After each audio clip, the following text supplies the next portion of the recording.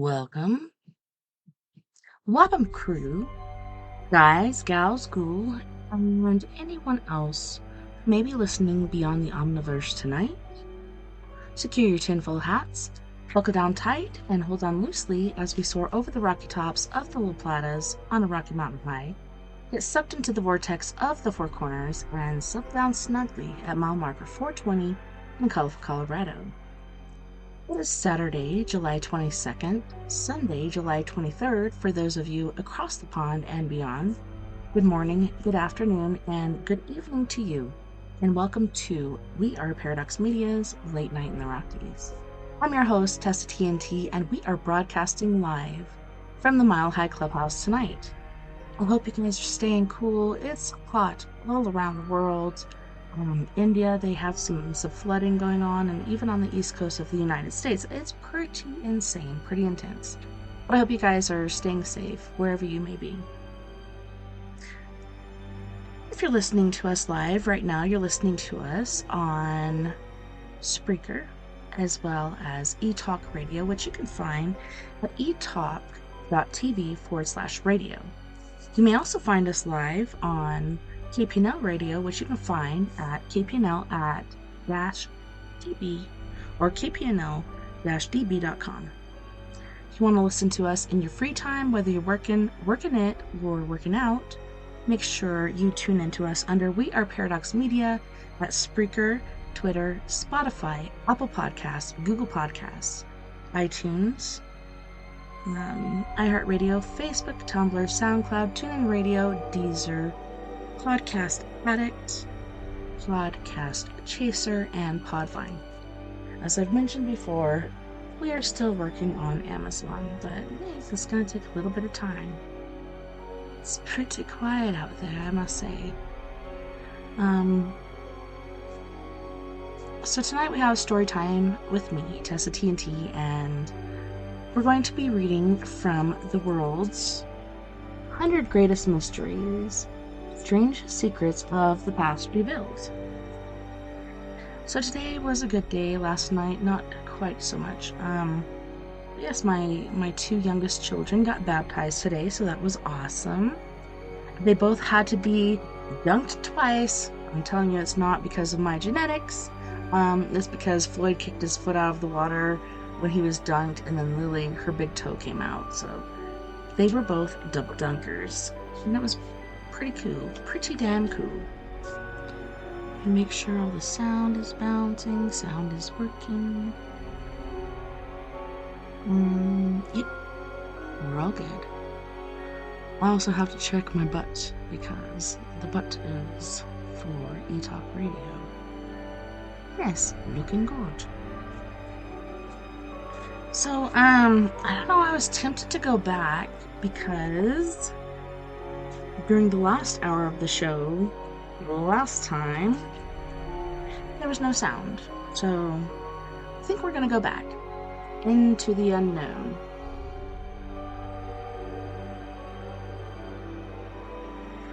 Amelia Earhart's Ride into Oblivion. More than 6 decades ago, after her strange disappearance over the Pacific Ocean, the world still wonders what happened to Amelia Earhart, the perky young gal who was trying to make history by flying around the globe. Most investigators theorize that her small plane ran out of gas and crashed into the ocean, but other views continue to hold the public's imagination. Some say that she was captured and executed by Japanese soldiers. Others believe Earhart and her navigator, Fred Noonan, crashed on a remote island and were cannibalized by headhunters. Theories have also been raised that the pair of flyers survived the escape to Europe, where they lived as lovers. So I do believe, and it's probably History Channel's fault, that Amelia Earhart and Mr. Noonan did crash on, some sort of desert island. There wasn't a lot of food or anything as far as coconuts, etc. But yes, they were eaten not by headhunters, but by crabs. That's pretty freaky. Thomas E. Devine, who served on the Japanese-held island of Saipan shortly before World War II, said he and other American soldiers saw Earhart's Lockheed Electra 10E airplane at the Aslito airfield before it was burned by the Navy. In his book, Eyewitness, The Amelia Earhart Incident, Devine says, an Okinawan woman showed him 2 graves that supposedly contained the remains of a white man and woman who fell from the sky and were executed by Japanese troops. Stories like these have convinced Devine and many other investigators that the U.S. government knows more about the Earhart case than it will admit. The Navy's stance, he says, is blatantly false and without merit. The facts surrounding the Earhart mystery will never be officially acknowledged by the U.S. government.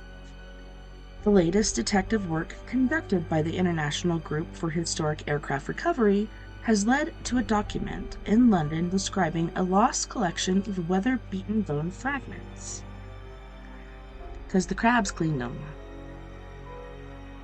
The bones were found in 1940 by a British colonial official visiting Nikumaroro Island, then called Gardner Island, an inhabited atoll in the Phoenix Group, about 600 miles north of Samoa and about 400 miles southeast of Howland Island, the destination Earhart never reached. The bones, including part of a skull and several long fragments, have long vanished, but it's commonly believed that they were buried or thrown into the sea or even sent to a medical museum in Fiji. D.W. Hoodless of the Central Medical School in Suva, Fiji, measured them in 1941 before they disappeared, and members of the Aircraft Recovery Group found the late British doctor's record of his measurements in 1998 while searching government archives in London. While Dr. Hoodless's work needs to be treated with caution, 2 American forensic scientists who examined his papers acknowledged that the bones might be those of Earhart. Not everybody shares that view, however, including Earhart's niece, Amy Kleppner, an 11th grade teacher in Montgomery County, Maryland. I've read everything written and reported about my aunt, Miss Kleppner said in a newspaper interview, and I'm convinced that she and Fred simply ran out of gas within 100 miles of Howland Island. Amelia Earhart's flight into the unknown began early in the morning of July 1st, 1937, when she and Noonan, a tall, lanky Irishman, climbed aboard her twin-engine Lockheed Electra for what was to be the last leg of their headline-making flight around the world. From Lae, New Guinea, the making flight was to take the pair to Howland Island, a tiny Pacific atoll 2,750 miles away. There they were to establish contact with a U.S. Coast Guard ship that would guide them the rest of the way on their global journey, which they would break up in a series of short leisurely hops. The next day, July 2nd, the Coast Guard ship received the following message from Earhart. Gas is running low. An hour later, she gave a final location report and then disappeared. It was assumed that their plane had simply run out of fuel and crashed into the ocean. After days of combing the ocean and hundreds of small islands in the area, the massive air-sea rescue ordered by President Franklin D. Roosevelt was called off. In its official report, the Navy declared that at about 2,300 July 3rd, the plane landed on the sea to the northwest of Howland Island, within 120 miles of the island. As far as the government was concerned, the case was closed, but others didn't want to give up. The plot thickened when rumors began to surface that the U.S. government had sent America's sweetheart to the Pacific to spy on Japanese facilities. Unwilling to accept the loss of its heroine, the Nathan held out hope they would be found. Stories circulated for weeks about sightings on lonely atolls and faint radio messages. One message, reportedly from Earhart, said, on coral southwest of Unknown Island.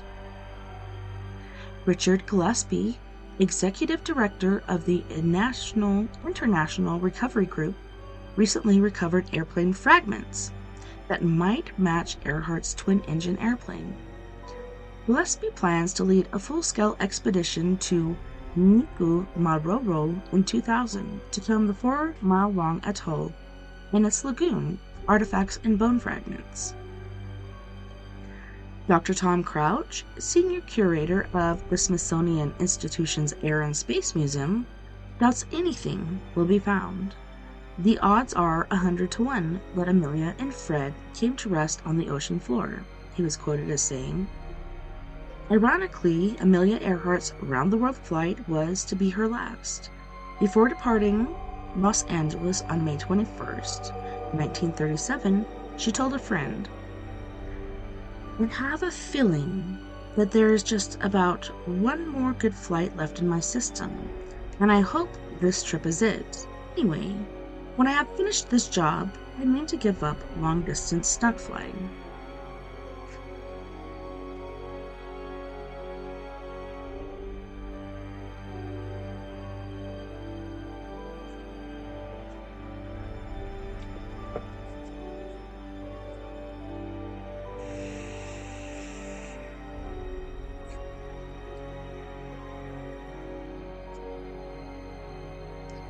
Cannibals, crocodiles, and Rockefeller.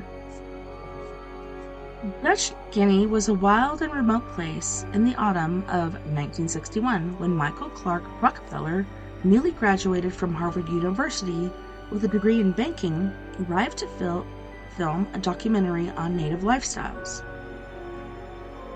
The 1,500-mile-long island contained vast, unexplored areas occupied by hundreds of ever-wearing tribes, many of them cannibalistic and touched by civilization.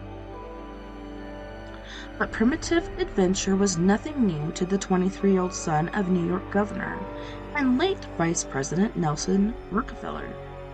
While in school, the romantic young heir to one of America's greatest fortunes had spent months working on his farm for his father in Venezuela, before going to Dutch New Guinea to help tape native chants. It was the island's simple, timeless beauty that brought the romantic young banker back a second time in 1961.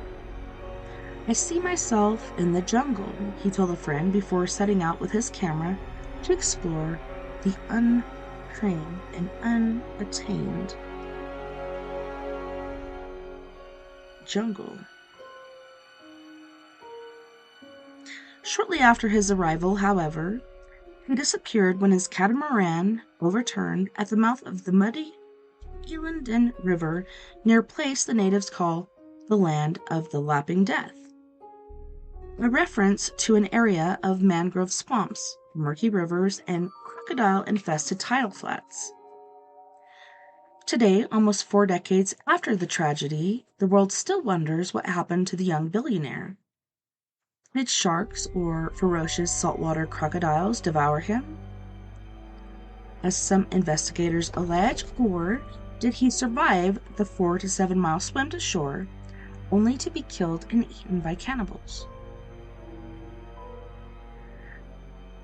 Michael Rockefeller's tragic story began shortly after he graduated from Harvard University and joined an expedition to study little-known tribes in New Guinea's Baleen Valley, then under Dutch control.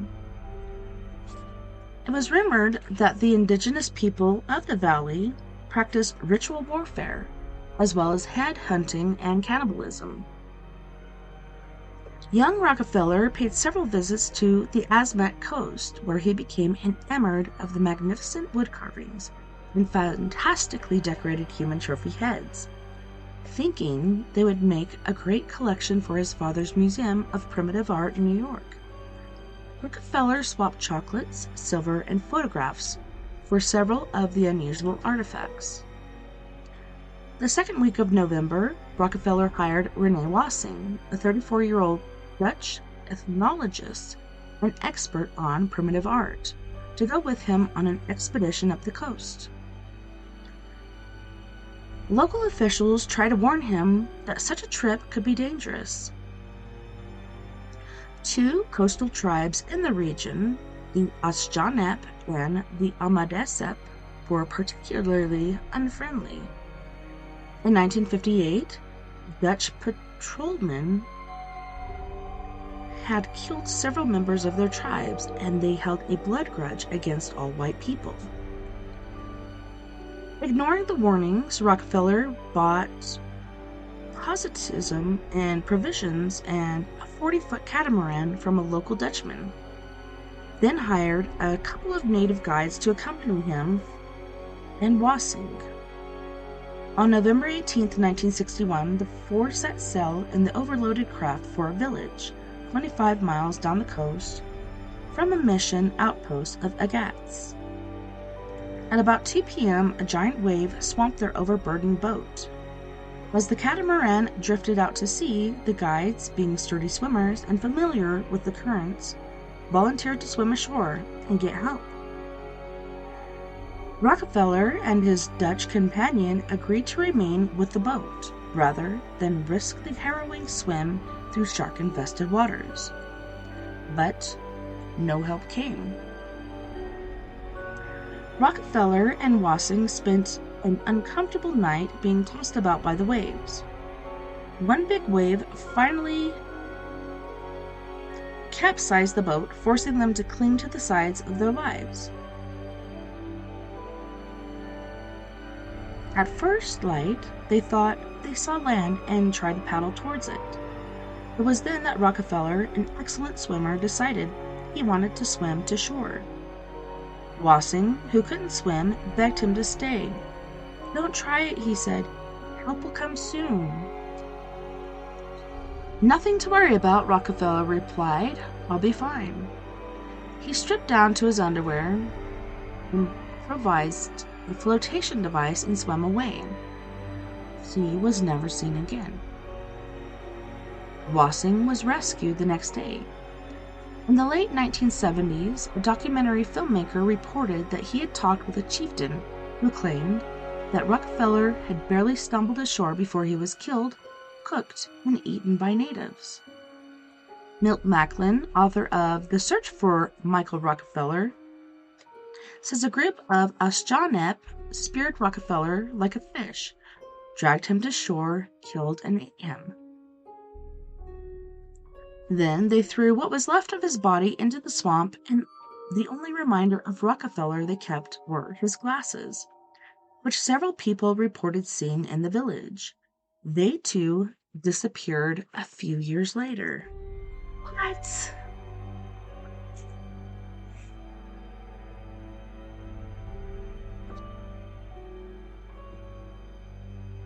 Alright, besties, I gotta check into Facebook, even though it shows nobody is watching, nobody is listening. Perhaps you're in the pool and partaking of cocktails. I am not quite sure. Uh-oh. Steve's trying to call me. Hey, Travis. Oh, I've been checking the mail every day. I am not only waiting... Hey, Travis. Not only waiting for the painting that you sent me,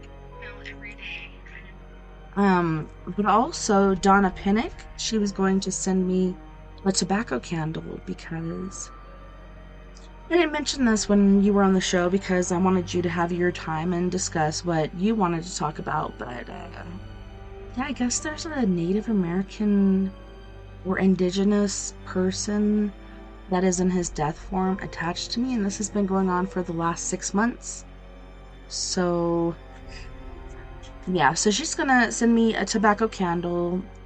She also said this person didn't speak. I don't know if it's because he doesn't speak English, and our house is actually built on excuse me. Oh, yeah, on a battleground. And if you could, because you are indigenous as well, Travis, that would be awesome. If you could help him to the other side, like, get rid of him.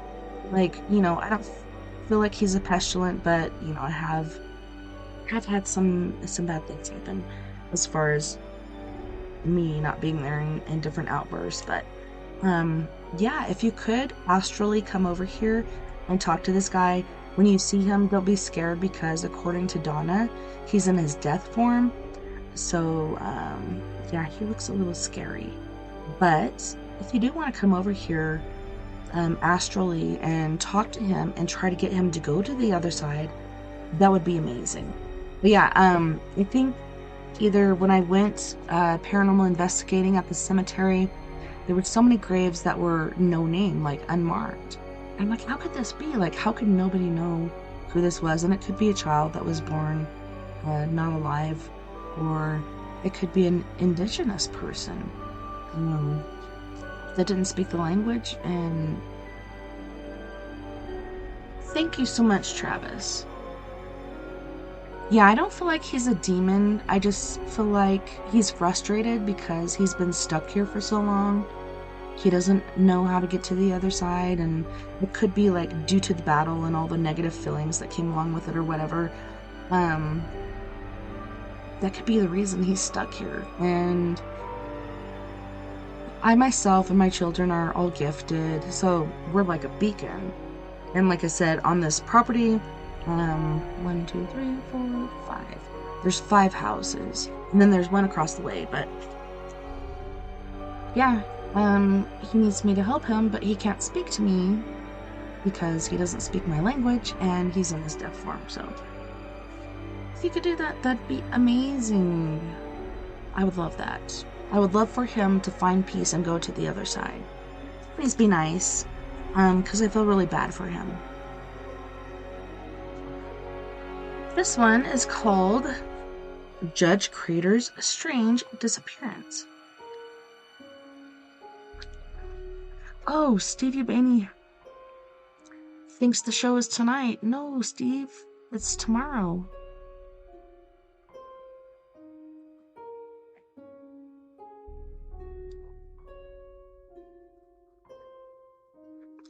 Oops.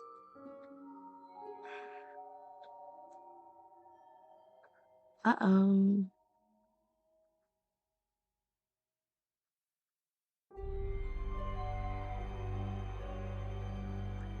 Yeah, the show is tomorrow night. Good looking out, though. Wish you were here. Holy shnikes. Well, at least he's on top of it. I just put here.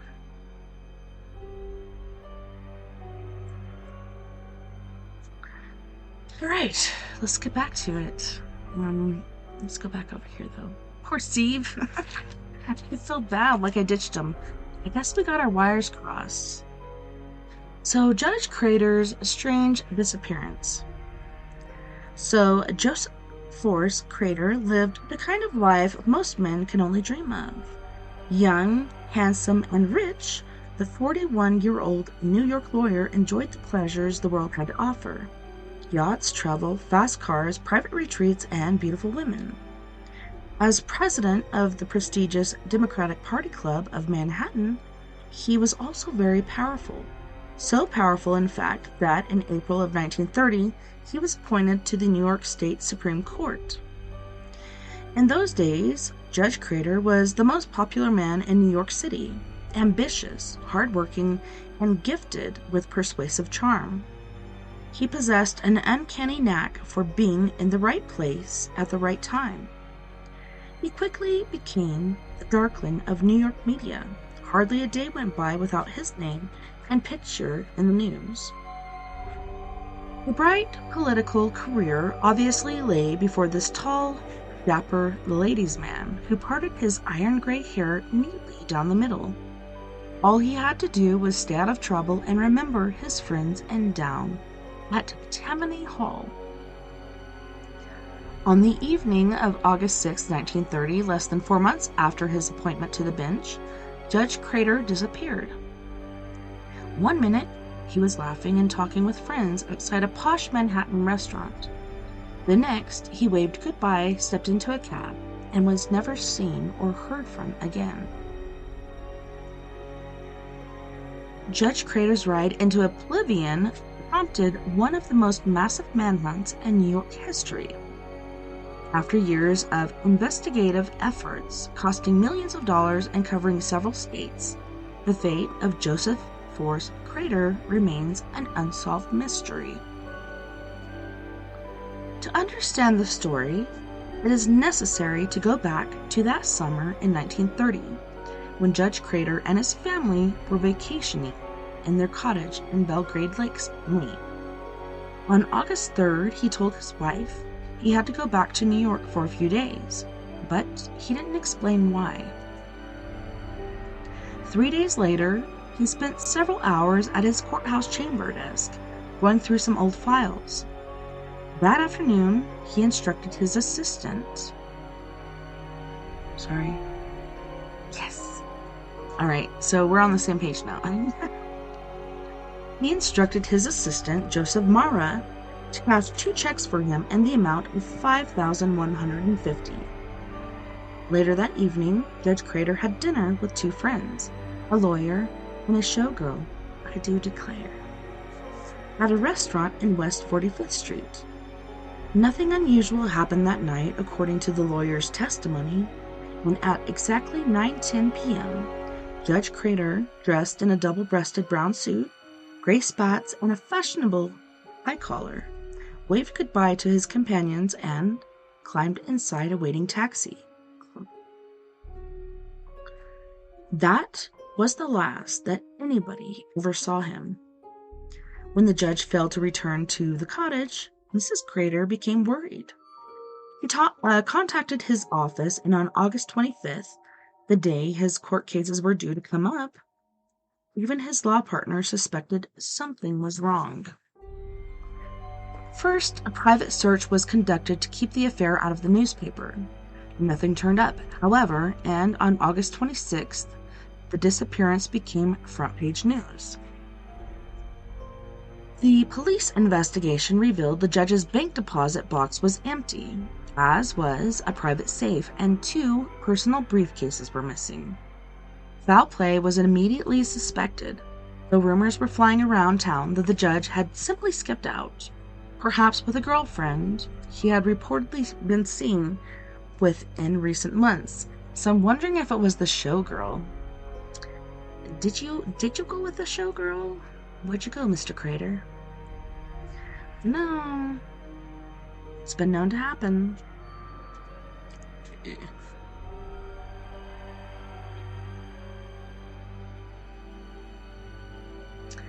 The judge's distraught widow suspected otherwise. She went on record as saying that her husband had been murdered because of a sinister something that was connected with politics. Her main suspect was Tammany Hall itself. It was her opinion that forces within the organization had killed her husband because he refused to pay them back for helping with his nomination to the bench. Other theories linked the judge's fate to organized crime. Some investigators believed he was killed after a hotel deal he helped organize went sour. The most likely explanation, according to some, was that the judge was murdered in a showgirl's blackmail scheme.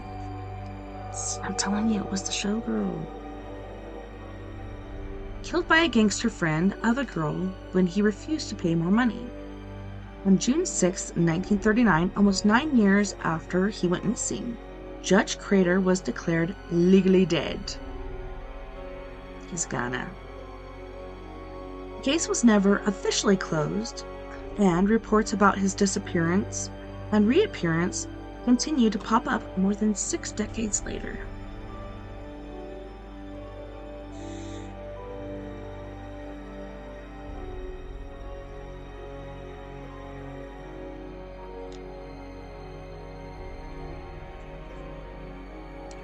D.B. Cooper, where are you? Where'd you go? So one stormy night in 1971, a frail, friendly man dressed in a dark business suit and wearing prescription sunglasses boarded Northwest Orient Airlines Flight 305 at the Portland International Airport in Oregon. Minutes after takeoff, he calmly handed cabin attendant Flo Schaffner a note saying he had a dynamite bomb in his briefcase. Dude, I swear I feel like I have an earbud in my ear. I have tinnitus, so I wear them at night so I can listen to videos and not bother my husband. And I feel like it's still in there. It's not.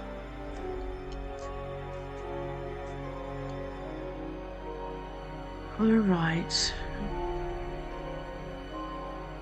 The passenger, who used filthy language, drank bourbon, and chain-smoked Raleigh-filtered tip cigarettes, appeared to be about 6 feet tall and in his mid-40s. He demanded $200,000 in used $20 bills. "No funny stuff," he warned the stewardess, cracking his briefcase open so she could see a couple of red cylinders, wires, and a battery. It was Thanksgiving Eve. Most of the 36 passengers aboard the Boeing 727 were going home after having spent the holidays in Portland. As the plane bucked and rumbled through the storm, the last thing on anybody's mind was a skyjacking. The clean-cut man with the bomb identified himself as Dan Cooper. At least that's the name that appeared on the passenger list. Investigators are unsure who he really was, where he came from, or what happened to him. That's because only minutes after taking off from the Seattle-Tacoma International Airport, where they had stopped briefly to pick up the ransom money and release the passenger, Mr. Cooper bailed out of the plane and vanished. The plane's crew was stunned. Only a lunatic would parachute into a freezing rainstorm 10,000 feet in the middle of winter. Clad only in a business suit, white shirt, and loafers, the man surely died either way on the way down or once he landed in the rugged wilds of southwestern Washington. It was obviously not well thought out, commented Ralph Himmelsbach, a retired FBI agent who has spent decades investigating the crime. "It was stupid," he said.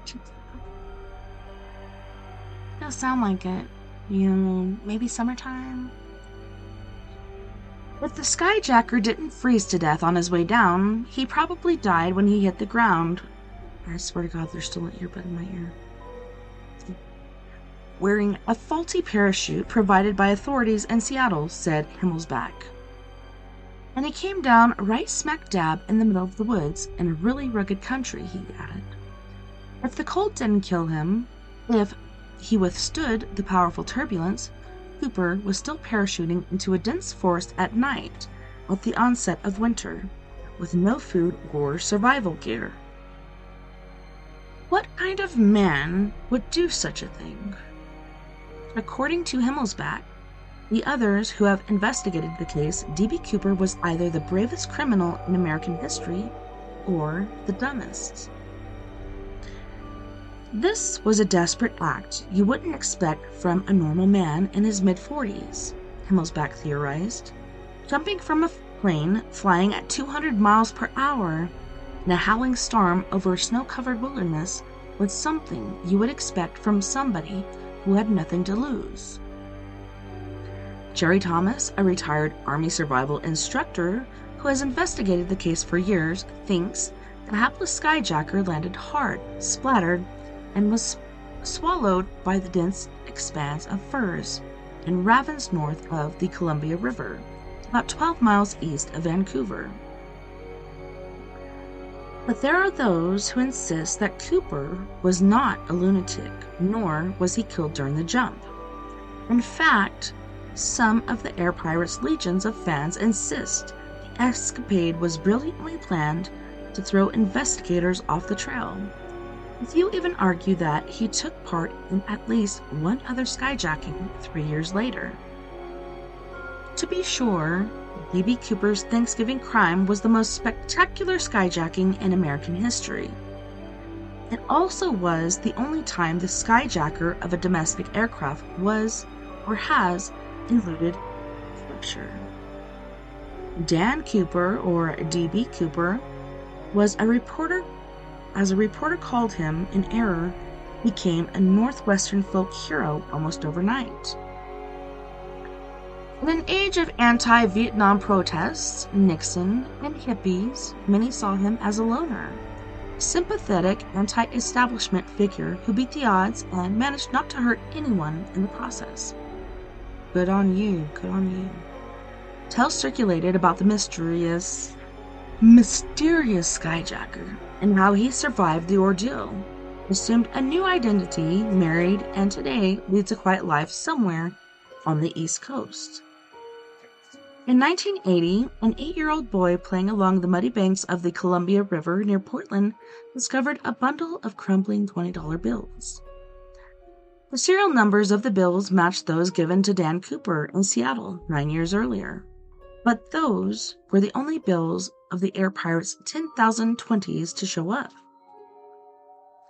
Agent Himmelsbach speculated that Cooper either landed in the Columbia River and drowned, or died in the mountains and the money was washed out. Cooper believers are unfazed. Each Thanksgiving, crowds gather at taverns in the Northwest to celebrate the anniversary of their hero's famous skyjacking. At one bar in Ariel, Washington, for example, some locals believe Cooper himself once made an appearance at a party in his honor. One woman, identified only as Clara, claimed Cooper lived with her until his death from illness in 1982. Another woman living in Florida said her late husband confessed on his deathbed in 1995 that he was the real Cooper. Will the real D.B. Cooper please stand up?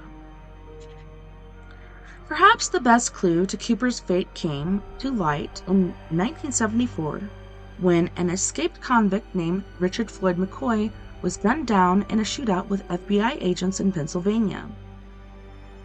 A former Sunday school teacher and Green Beret helicopter pilot, McCoy had been serving a 45-year sentence for hijacking a United Airlines jet for $500,000. That's a lot of moolah. Investigators say that McCoy's technique had been virtually identical to Cooper's, down to the phrase, "No funny stuff, see?" On his note and parachuting out of an airplane. When captured, McCoy refused to confess to being the vanished Cooper. Will the truth ever be known about America's most celebrated crime caper? It's still a pending investigation, says Seattle-based FBI agent Ray Lauer, who says the agency maintains a 60-volume file on the Cooper incident. He added the case will probably stay open forever. I don't know, I remember that scene. Man, it was the guy that played Scooby-Doo. And I think they were kayaking and they got lost in the wilderness and they found D.B. Cooper in a cabin all furry and stuff. It was Tom Selleck. Not Tom Selleck. Oh my gosh. Who was the guy that played Smokey and the Bandit? I'm so bad with names, but yeah, he was there all furry-faced and burning the money to stay warm. Who knows? Who knows what happened to DB? It's hard to say. Paul Redfern's final flight.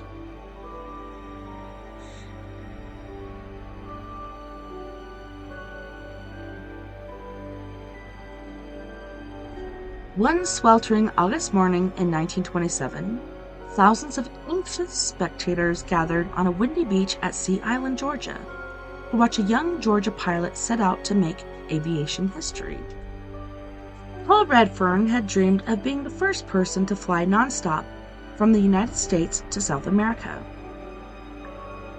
Charles Lindbergh's famous flight from New York to Paris 3 months earlier had made the young Georgian more determined than ever. 25 years old and outfitted in a modern, well-stocked monoplane christened Port of Brunswick, the aviator's dream was about to come true. Or so he hoped. That morning, as he taxied down the beach runway, waving to the cheering onlookers, among the spectators were his pregnant wife and several investigators in his bid to make history. After a ceremonial dip of the wings, The brightly colored plane took off into the clouds, never to be seen or heard from again. It was as if he simply disappeared, a newspaper reported, swallowed up by the great unknown like so many brave explorers before him. Massive land-sea rescue operation involving hundreds of ships and planes was launched. One party was led by swashbuckling movie idol Errol Flynn. After months of probing jungles and mountaintops in the Caribbean and parts of South America, however, the searchers called off the effort. Some believed Redfern had simply crashed into the sea. Others thought he might have died in a crash landing on some nameless island. A few said he probably made it as far as Brazil before his plane went down in a remote jungle. Redfern's destination was Rio de Janeiro, about 4,600 miles from Sea Island, almost twice the distance of Lindbergh's 2,500-mile transatlantic voyage. His flight plan was to take him from Georgia to the Bahamas, across the Caribbean, and then over to Puerto Rico. He would continue past the tropical islands of Grenada, Tobago, and Trinidad, cross the coast to British New Guinea, or Guiana, now Guyana, Dutch Guinea, now Suriname, and northern Brazil to Macapá, on the north bank of the Amazon. It's not poo, it's pa.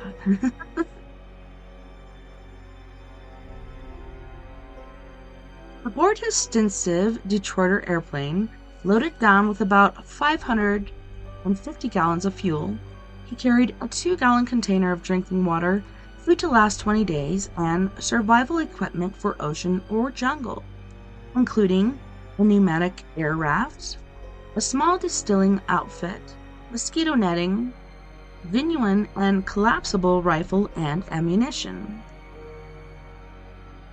Since radio instrumentation was not yet available, pilots in Redfern's day were alone among the clouds. Over the years, numerous theories emerged to account for his disappearance, some of them quite fanciful.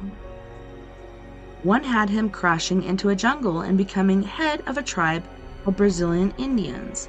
Another said Redfern was captured by a hostile tribe that used spears to discourage rescuers from reaching him. One modern adventurer claims to know where the plane went down, but says it would cost a fortune to reach the spot and retrieve the wreckage. We're talking about true dinosaur country, said retired commercial airplane pilot Robert Carlyle, who has spent years researching the Redfern story. Stillwell jungle, pristine, not even in the Indian trails. 7 years after her husband's disappearance, his widow finally gave up hope and had him officially declared dead. If anyone had seen my husband and had been with him, as some of these people say, I would think he would have given them something to prove his identity, she said. The mystery of Paul Redfern's final flight would soon be overshadowed by that of another ill-fated pilot, Amelia Earhart, who we talked about earlier, who disappeared in 1937 while on a record-breaking round-the-world voyage.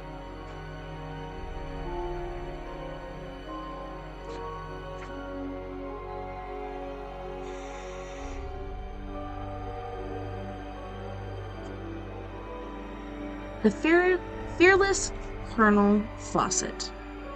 In the spring of 1925, famed explorer Colonel Percy Harrison Fawcett embarked on his 7th and final expedition into the wilds of Brazil. His mission? Find the lost city of Z, said to have been built by survivors of Atlantis, the legendary kingdom that supposedly sank in the Atlantic Ocean thousands of years ago. For more than a decade, the British adventurer had blazed paths all over the Brazilian countryside while doing survey work for the Royal Geographical Society. Battles with giant snakes, flesh-eating piranha, and savage headhunters had not diminished his desire to explore. Now he had more reason than ever to push off into the bush. Recently discovered documents at the National Library in Rio de Janeiro had convinced the colonel that the fabled city was located in the Mato Grosso, a wild and dangerous city, was located in the realm or in the heart of the Brazilian wilderness. According to old Portuguese accounts, the Atlantean refugees had used gold brought from their doomed homeland to build temples, palaces, and magnificent wall around the city. Whoever found the lost city stood to profit handsomely, thinking a small expedition might be less threatening to hostile Indians in the region. He hired his son Jack, an 18-year-old friend of Jack's named Raleigh Rimmel, and 2 Mafuquas Indians as guides. Before leaving, the colonel left instructions that no rescue party should come after him should he fail to return. "It's too dangerous," he told friends and supporters. Several days into the journey, the frightened guides ran away. It was a moment of truth for the 58-year-old colonel. Should he turn back or remain on course? Never before had he beheld a wilderness so wild and untrammeled, and thoroughly unexplored as that which he was now about to enter. He and his 2 young companions decided to press on. On May 29, 1925, he sent a message back to his wife. "You have no fear of failure," he wrote. That was the last anyone heard from the colonel. His disappearance shocked and saddened millions around the world, who were cheering his attempt to find Z, the name he had given the lost city. A military engineer by trade, Fawcett had sought lost cities in the jungles of Ceylon, as well as South America.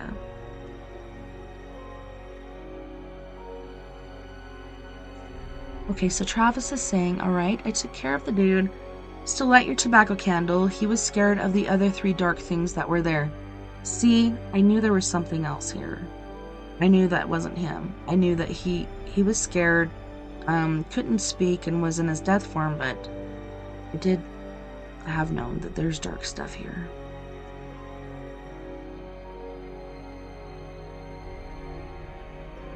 Okay, so Travis is also saying that he dispatched the darkness and set up a metaphysical crystal shield in my home. Thank you so much, Travis. He says, "I will be okay. Thank you so much, because this has been so hard to deal with." Thank you, my friend. I'm so happy. Thank you. And that was funny because I was feeling like a lightness come over me. Sure what that was about. Maybe it's because I was tired, but yes, thank you so much for doing that. Oh, I'm so excited. Hello, Patience.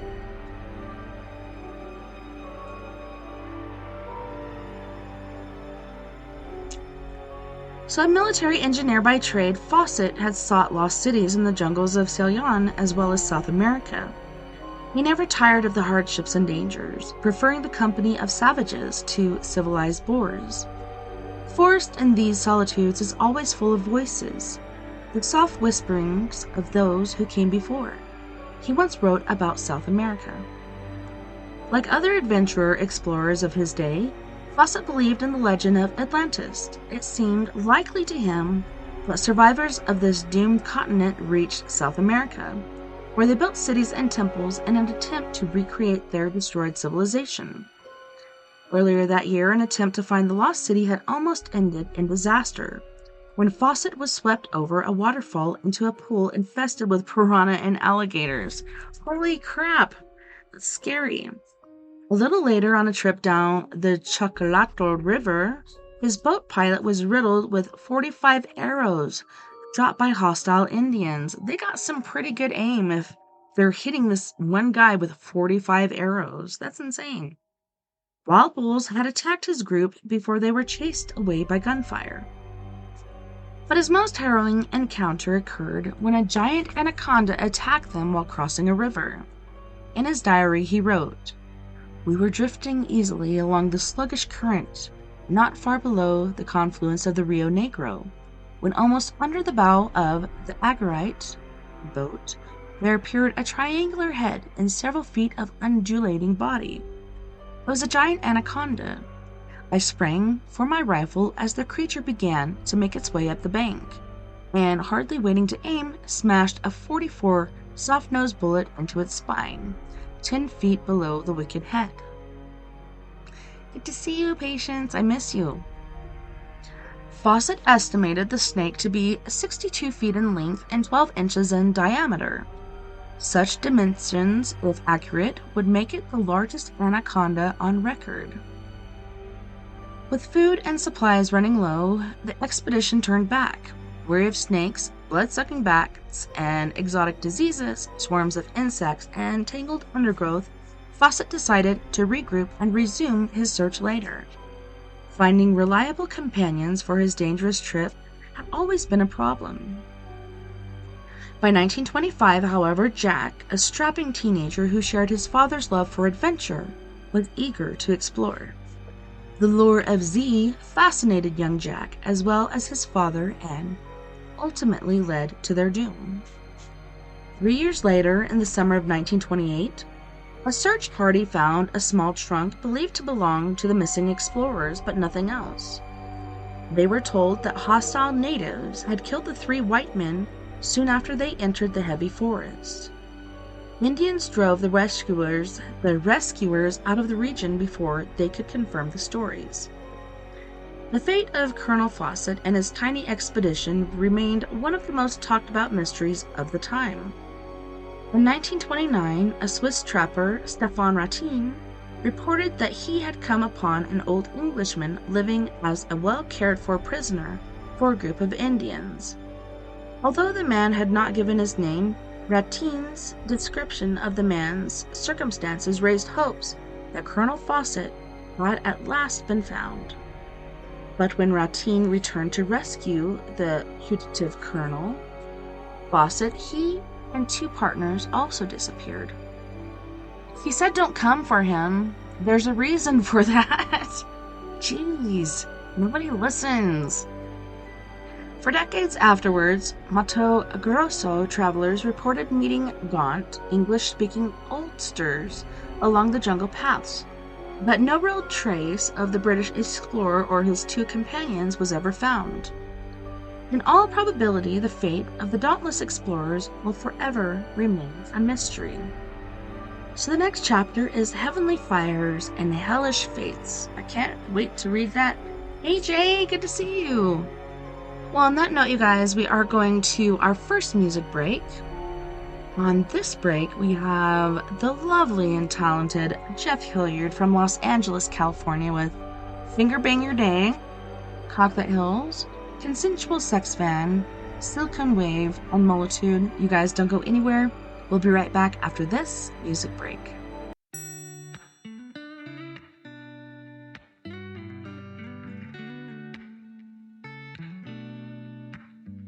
When your life is a never-ending train wreck, and you feel like you're drowning in a sea of regret, with a bit of oppression pressing down on your neck, it hurts so bad.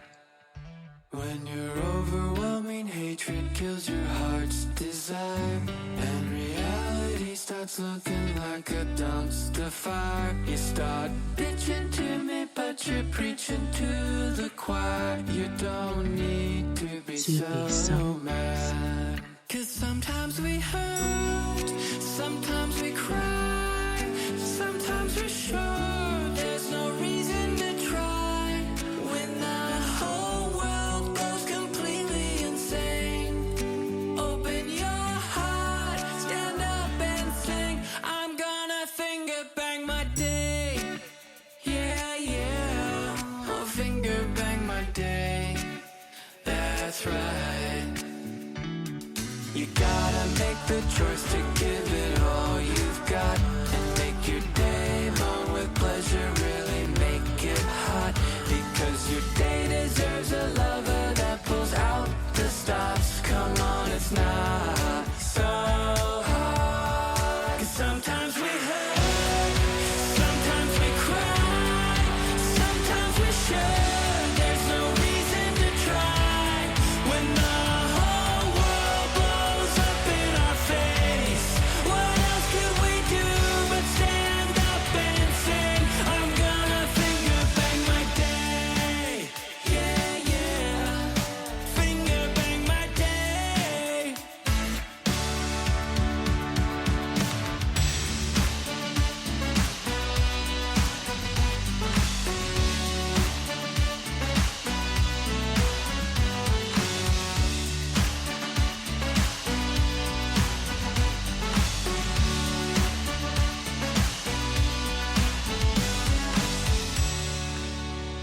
what are we really doing?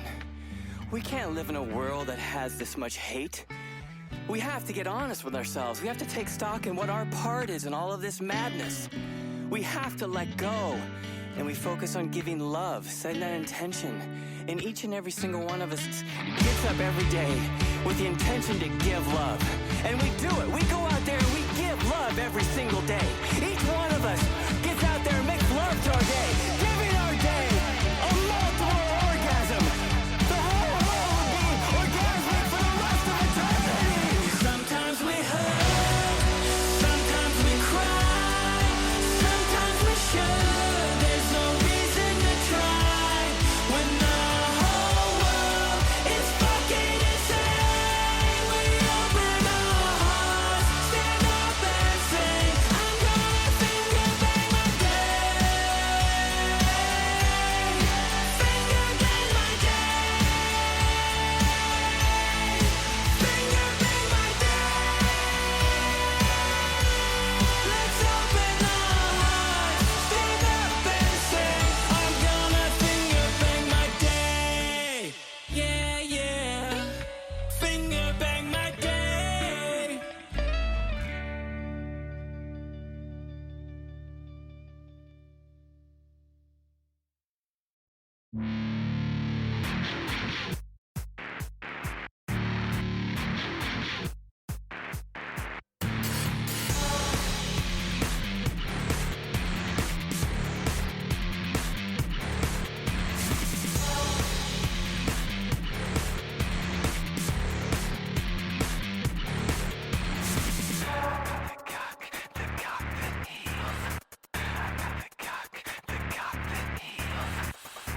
You want the cock that heals.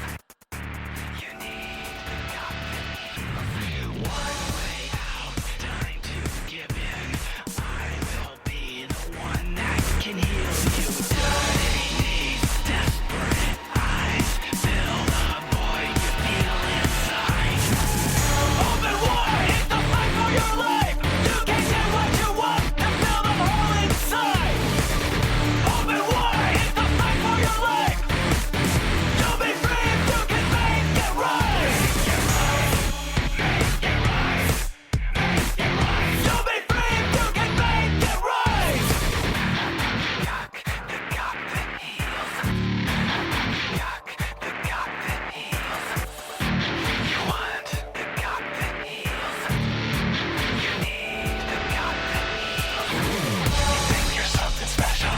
You think you've got it made. Think everybody wants you. Think you can get your way. No one really cares about you. Delusions start to fade. Your advances are rejected. You know they only hide. Open wide, it's the fight for your life. You can get what you want and fill the hole inside. Open wide, it's the fight for your life. You'll be free if you can make it right. Make it right. Make it right. You'll be free if you can make it right. Make it right. Make it right. Make it right. You'll be free if you can make it right. You're nothing but an ungrateful, unworthy sinner. You're gonna have to let it right there and I mean like a fire. What makes you think you deserve it? What makes you think you have earned it? I know you need it. Won't you kill for me? I know you want it. Won't you die for me? You got no choice. No way to feel. The only thing that makes you feel. I'm gonna rock the cock that heals. I'm gonna rock the cock that heals.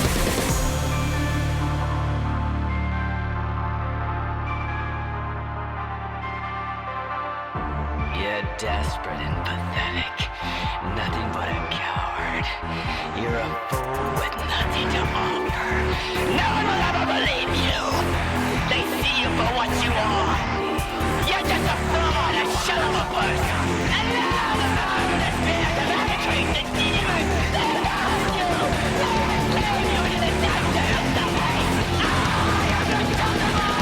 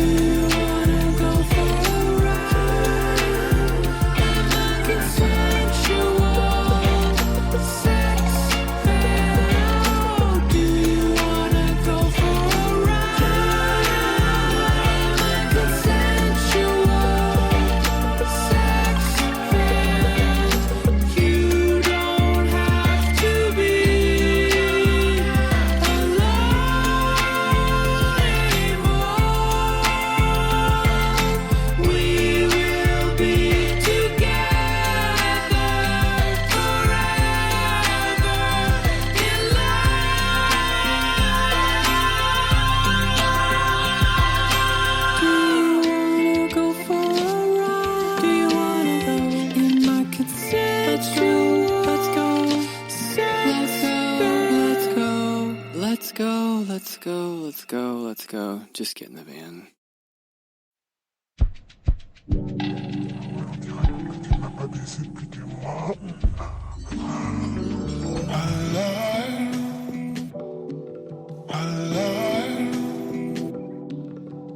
I just got a package, I can't wait to get home. I spent all day tracking the shipment on my phone, all that she was lacking. I ordered custom, I can't wait to get some. Take it to the bedroom, bitch is always nagging. Now I got the air, I send this bitch is packing, going my way. I have a new attraction, don't care what you say, it's better in every way. Now baby it's time to play, we're gonna make us a tape and show everyone the way. Cause I'm going cause I'm going riding up Silicon Way. The whole scene on the game with my new real dog. I'm gonna play just second way to Mount Silicon Lake. She is here to stay. She's my new real dog and it's time to play.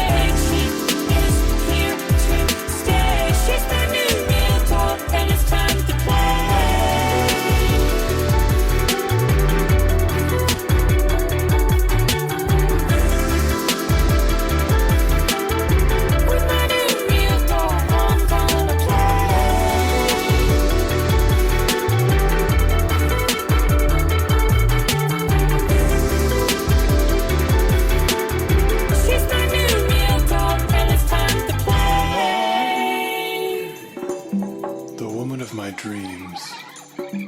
Voulez-vous coucher avec moi? Fais-moi l'amour.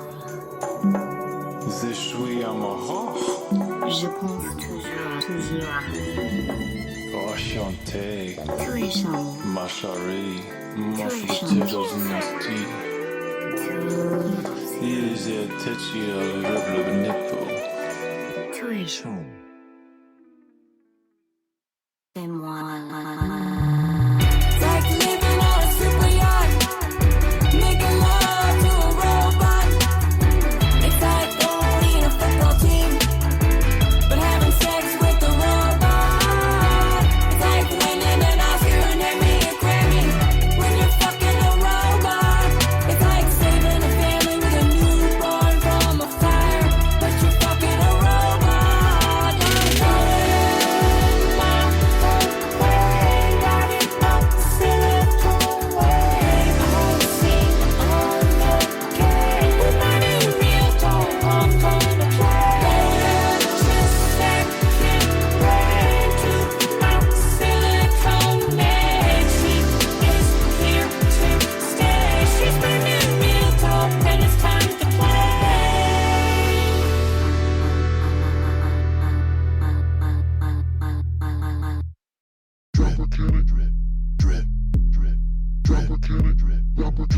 I got molar moves, got that molar too. You think it's wrong? I could've had too long. Fuck that. Check these molar moves. You need a molar too. I can do no wrong. Back of the head long, never gonna cut it. All these hookers sweet on me.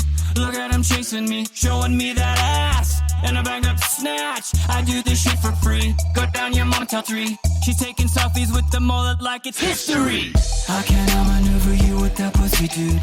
You sit like Buddha waiting on it to come to you.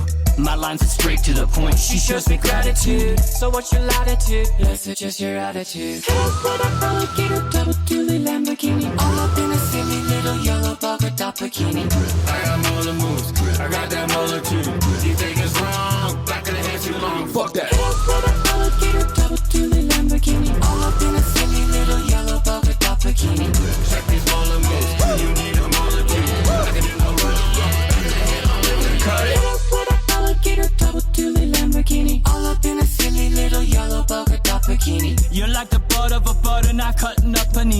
So climb back in your kangaroo pouch like a rolling genie. These moves are hot, these locks I got. This power cannot be disputed and it can't be bought. So you can find me in the studio with all these thoughts. You wanna buy my style, but you can't be what you're not, neighbor.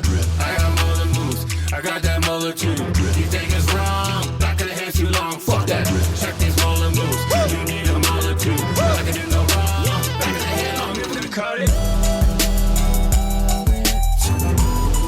Got that motherfucking Muller head.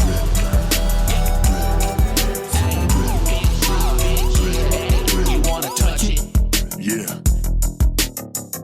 Next time you come around here with your bitch ass, just remember how my mullet makes your hoes pussy drip, drip, drip. I got Muller moves, I got that Muller too. You think it's wrong, back of the head too long, fuck that.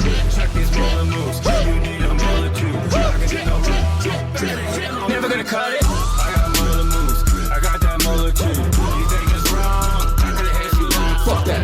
Check these Muller moves, you need a Muller too. I can do no wrong, back of the head long, never gonna cut it.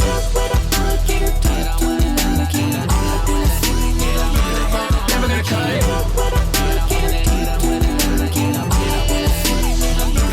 Never gonna cut it. Drip, drip, Muller moves, bitch. Muller moves, Drip, drip. Muller moves. Never gonna cut it.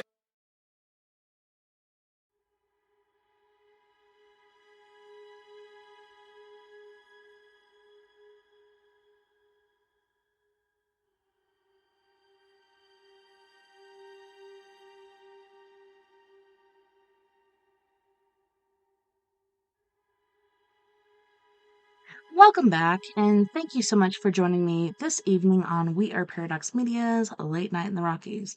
I hope you're keeping cool, wherever you may be, beyond the omniverse, out there in the world today. It's been crazy. I feel bad for my friends in India and my friends on the East Coast. Like, there's so much flooding going on. I got sprinkled on, one little sprinkle on my arm earlier today, and I was like, yes, it's going to rain. And then it didn't. It was just one single drop. So yeah, Jay, I asked in the chat room, how hot is it in Arizona today? I'll probably look at my weather thing and see what it says. Weather. So here it feels hot enough. I just reluctantly had to turn my fan off. It's only 75 degrees. And it feels hot in here. Let me see if, okay, Cortez is 85, Bayfield 75. Let me look up Phoenix. Phoenix has been breaking records all over the place. Let me add this one. 110 degrees right now. Holy Nikes. That's freaking hot. Just a friendly reminder, don't leave any living thing in your car. Just recently here in Durango, somebody left their 2 dogs in the car and unfortunately they lost. But yeah, don't forget your kids. Don't forget your kids in the car. I remember once about, I think it was 8 or 9 years ago. I think it was 9 years ago. And we went shopping and came back home and I unloaded groceries. My husband generally got the boy because that's his boy. And yeah, I'm sitting there in my chair and I'm like, where's my boy at? Where's my boy? Went out to the truck and he had like partially escaped from his car seat, but that was scary. Luckily it wasn't a hot day because who knows what could have happened. It's freaking scary. The heat is serious. If it's 97 degrees outside, it's about 130 degrees inside your car. It's insane. So yes, don't leave any living thing inside your vehicle. So our next chapter is spontaneous human combustion. Glendinning was a quiet man, but when neighbors didn't see him for several days, they began to worry. Finally, someone detected a strange smell coming from his Algiers, Louisiana house and called the police. Officers and firemen broke down the door and made a grisly discovery. Heaped between 2 chairs in the middle of the living room were the charred remains of the 46-year-old foundry worker. Flames so hot, Firemen had to don protective clothing to smother the blaze, still engulfed the blackened corpse. Nothing else in the room was damaged by smoke or fire, except for the smell, the only physical sign of the conflagration was the body. An investigation was launched to determine the cause of death. If it was suicide, as some authorities initially suspected, the victim must have used a lot of kerosene or gasoline to create such an intense fire. But no drop of combustible fuel was found in the house, not even a match, a lighter, or a cigarette.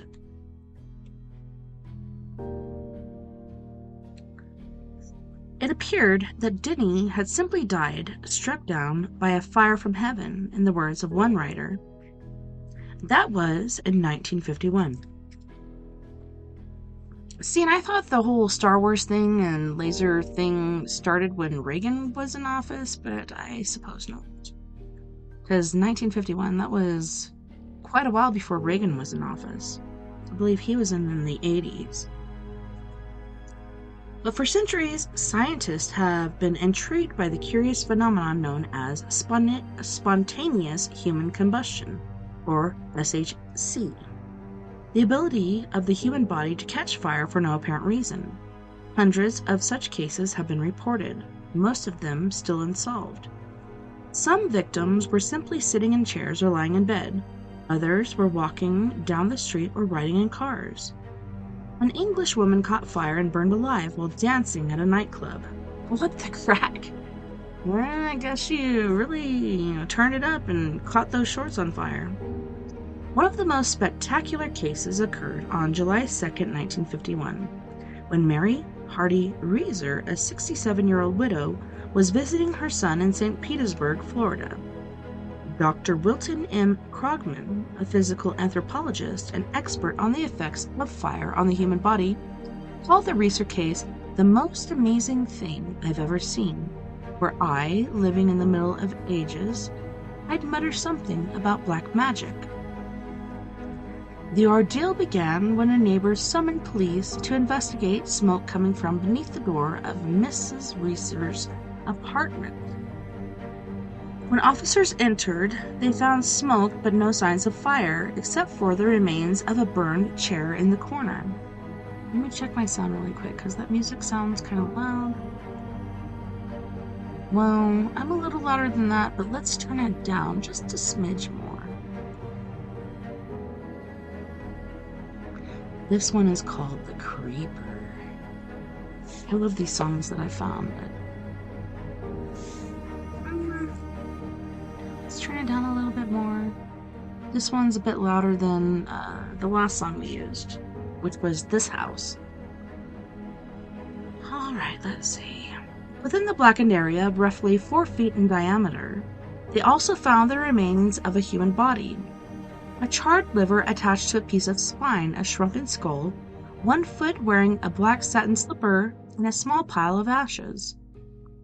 The slipper belonged to Mrs. Reeser, as did apparently the foot protruding from the pile of ashes. The FBI was called in to investigate. It was determined that it would have taken an enormous, white-hot fire, at least 3,000 degrees Fahrenheit, the same temperature range used by modern crematoriums, to have incinerated Mrs. Reeser's body so thoroughly. And I was just watching earlier, about how different technologies have been taken from us. So I know, as far as Tesla goes, he has so much stuff that he had to share. He had an awesome light bulb, free energy, etc. He even talked about the internet, cell phones, time travel, so many different things. Pretty sure time travel does exist. I've seen certain pictures. But yeah, even vehicles. Back when Henry Ford made vehicles, you see a whole garage full of vehicles plugged into electricity because they're electric vehicles. They had electric scooters, TVs where you could talk to your grandson or whatnot. Like, pretty intriguing how we had that technology before, then it was lost or, scattered over or buried by certain people that don't want us to have it. We're talking about solar panels or electric cars, all these things. You have to have coal. You have to have something to create that energy. And we're going in the wrong direction. If everybody would just quit being so shady and into making money, we can have free electricity. There's a whole neighborhood right outside of Rico, Colorado, where Tesla energy is used for that one neighborhood. And I also heard that there's a place in Colorado Springs. I haven't witnessed it myself. I did witness the one that was right outside of Rico, but that was pretty interesting.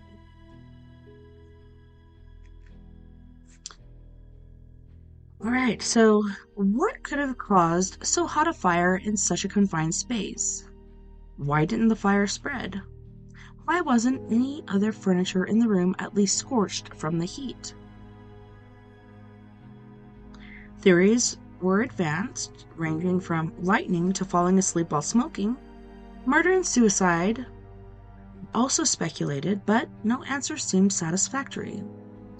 Mrs. Reeser's bizarre death was simply baffling. How could a human body be so thoroughly incinerated, yet one portion, foot, remain untouched? How does that happen? This is a mystery we'll never know the answer to, Dr. Krogman concluded. Some scientists believe that under the right circumstances, gases inside a person's body can ignite. Several books have touched on this particular phenomenon, including Mark Twain's Life on the Mississippi and Charles Dickens' Bleak House. Dozens of TV shows and movies have featured it as well. While most medical scientists stop short of accepting SHC as a real condition, Larry Arnold, director of Parascience International, and a few like-minded investigators suspect there may be something to the phenomenon. It's possible, they say, that some unknown agent inside the body, a gas perhaps, might be responsible for triggering these internal infernos. I also heard the fat layer on your body is very flammable, and that could be it. But yeah, you're sitting there, you're napping in your chair, and all of a sudden, kaboosh! There you go. Or, you're in between two chairs and turning off the lamp to go to bed, and kaboosh! There's been several different cases of this. Arnold said the body's electrical systems appear to go haywire, sometimes resulting in internal fires that barely singe the skin or any other object around the room. Sometimes these internal fires can explode or become so intense the victim is actually cremated, leaving the body in a pile of ashes. Researchers have found references to this phenomenon in the Bible, as well as medieval records. It wasn't until the 17th century, however, that compelling cases of SHC began to appear in the medical records. One of the earliest cases recorded in 1673 involved a woman who caught fire on a Paris street and exploded in full view of witnesses. Some observers said she had been drinking, a common link to many cases, leading some investigators to theorize that alcohol might play a role in SHC. Static electricity has also been mentioned as a cause. Some people have been known to generate up to 30,000 volts, which is ordinarily discharged through the hair. In certain circumstances, however, these highly charged individuals have been known to spark explosions, especially when working around combustible materials.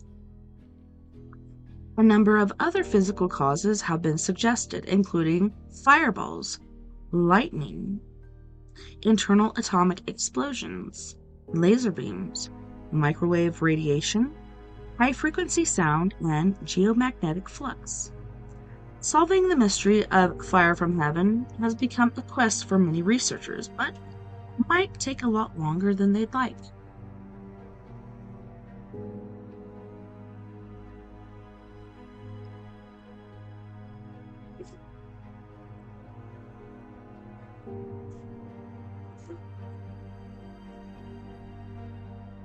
The Restless Skies. On February 11th, 1859, John Lewis was strolling across his field near Mountain Ash in the valley of Ardere, Wales, when thousands of fish started raining from the skies. One slipped down the neck of his shirt. Several got caught in his hat brim. The fall went on for about 2 minutes, then stopped. 10 minutes later, it started again, this time lasting a full 5 minutes. Incredibly, in full view of Mr. Lewis, his wife, and several neighbors, the fish were not only fresh, they were very lively, so they're like flipping around. Samples were sent to British Museum for examination, where authorities determined that there were 2 types of minnows and sticklebacks. Later, the surviving fish were exhibited at the Zoological Garden and Regent's Park, perhaps the only famous minnows in history. Scientists at the British Museum were inclined to dismiss the mountain ash incident as some sort of joke. They suggested that someone had thrown a bucket full of fish over Mr. Lewis, with or without his knowledge. I don't think so. It's hot, hot, hot in Phoenix, says Jason. Yeah, I looked up the temperature. 110 degrees right now, it says. Holy shnikes. The Wells fish fall was... Okay, wait a minute. To his dying day, Mr. Lewis insisted that the fish had fallen on him from the sky. Friends and relatives who witnessed the sky fall supported Mr. Lewis's bizarre claim, saying he was a God-fearing gentleman and capable of distorting the truth. The Wells fish fall was similar to thousands of others reported around the world. The March 1972 issue of Australian Natural History lists 54 separate falls of fish and a few frogs, according to Australia, between 1879 and 1971. According to the Australian Museum magazine, hundreds of little fish called gudgeons were found in the streets after a rain. At Glargambone, New South Wales. I hope I pronounced that right, I'm not sure. The 20th century brought fresh reports of strange skyfalls. In June 1901, hundreds of small catfish, trout, and perch suddenly rained down on a cotton field belonging to Charles Raleigh of South Carolina. On October 23, 1947, the town of Marksville, Louisiana, was deluged by fish. Largemouth bass, sunfish, hickory shad, and minnows. The fish were described as absolutely fresh and fit for human consumption, according to a local newspaper. The town threw a big fish fry that lasted all week. Perhaps more bizarre than fish falls are snake falls. My husband would love that, because he loves snakes. Just kidding, he hates them. Occasionally, those have been reported. One such snakefall is said to have occurred in a small Alabama town in 1925. There, thousands of squirming reptiles suddenly dropped from the sky into the streets, causing mass panic. Could you imagine? That'd be insane. Another incident involving snakes occurred one hot Sunday afternoon in 1887 in Memphis, Tennessee. Many citizens just out of church services reported being inundated with thousands of rattlesnakes and copperheads that fell from the sky. Holy shnikes. It's safer to stay at home. Don't go to church. Just kidding. I have to go tomorrow. I gotta take the littles. Get the devil out of them. I'm hoping once they come back, they can feel the difference, as I have with what Travis did. Thank you, Travis, so much. So grateful. Eternally grateful. Pedestrians watched in horror as the wriggling masses of venomous serpents slithered away in all directions. Some stayed where they landed, coiled and hissing. One bewildered rider jumped from his horse after a snake draped around the animal's neck. No one was bitten or seriously hurt, so calm down. It's gonna be okay. It's gonna be okay, I promise. Smelly fish and squirming snakes falling mysteriously from the sky? What exactly is going on? What the crack is happening? Since ancient times, there have been reports of strange objects falling mysteriously from the heavens, ranging from small creatures and food to more dangerous objects like stones and hot bricks. The Old Testament tells how hot stones rained down on Amorite warriors. In the 6th century, a fall of stones destroyed an Abyssinian, yep, that's right, army laying siege to Mecca. Skyfalls consisting of fiery globs of oil, lumps of flaming sulfur, and other burning objects have been reported from India to South America. Sometimes it's ice and mounds of jelly. A foul-smelling substance, the consistency of butter, supposedly fell over large areas of southern Ireland in the winter and spring of 1696. A fibrous substance resembling blue silk fell in great quantities in Nuremberg, Germany, on March 23, 1665. In 1961, construction workers in Shreveport, Louisiana, were deluged with green peaches. They ain't even ripe. So a lot of this stuff, like, I've heard, like, tornadoes or dust devils or something can pick them up, or even water spouts, and then drop them in other areas, so I'm not sure. Investigators credited the oddity with a crate of produce that somehow fell from an airplane. Yeah, it was just that airplane flying by, and the door came open, and all these green peaches fell out. Who would pick green peaches? Give me a break. Why do they come up with this stuff? But when objects fall out of a clear sky with no wind or aircraft around, people begin to wonder. The Memphis snake fall, for example, was attributed to a whirlwind that supposedly had swept through a nearby swamp. No one bothered to explain how or why such a whirlwind bothered to pick up only snakes, and poisonous ones at that, and not rabbits, squirrels, turtles, or other small creatures. Like, why the heck is this happening? Others theorize that earthquake activity might have something to do with this strange phenomenon, but so far, no one has been able to explain how. How can an earthquake cause things to go in the sky and then drop on your little tiny pointed head? I don't know. It's hard to say.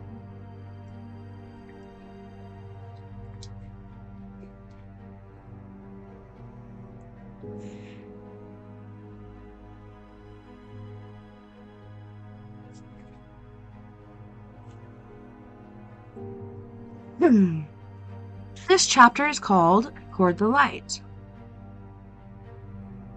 The old woman was dying. She lay quietly in her deathbed, surrounded by grieving friends and family members, trying to ignore the pain of the cancerous tumor eating at her emaciated body.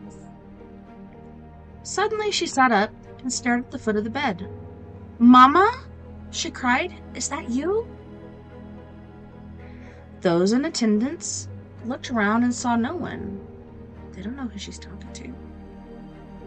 But when they tried to comfort the dying woman, she said, "She's right there, Mama, so white and bright and full of radiant glory." The old woman described the dazzling white light that flooded the room, music that came to her from far away, beautiful gardens beyond the light, and a wondrous feeling of joy that came over when she saw her mother, who had been dead for more than 4 decades. Then she lay back and died, a peaceful smile on her face. Each year, thousands of people the world over experience similar deathbed visions. These visions usually include passing through a dark tunnel into a bright light, the sensation of floating out of one's body, a warped sense of time and space, and a reluctance to return to this earthly place. Such experiences are usually attributed to drugs, fever, disease, induced hallucinations, oxygen deprivation to the brain, or wish fulfillment. But specialists have studied the phenomenon of NDE, near-death experiences. They maintain that medical factors do not necessarily generate true deathbed experiences. According to some researchers, such visions are sometimes shared by those near the dying person. As the person dies, says Rosemary Ellen Goyley, an author and journalist who has studied the subject, clouds of silvery energy are sometimes reported floating over the body. In some cases, the energy is seen to clearly form into the astral body of the dying one, connected by a silvery cord, which severs at the moment of death. I remember when my Uncle Daddy Bill, he was dying, and he had very dark brown eyes, just like my dad. I remember looking in his eyes, and I'm like, Uncle Bill, there's clouds floating in your eyes. And he's like, what? I'm like, can you see good? Like, is this something as far as like, excuse me, you're close to death and so your eyes are clouding over or what? And he's like, no, I can see just fine. And then he looked again at me and he's like, can you look again and tell me what you see? And I swear to God, it was like heaven in his eyes. The clouds were floating in his eyes. It was pretty intense, pretty interesting. I will never forget that.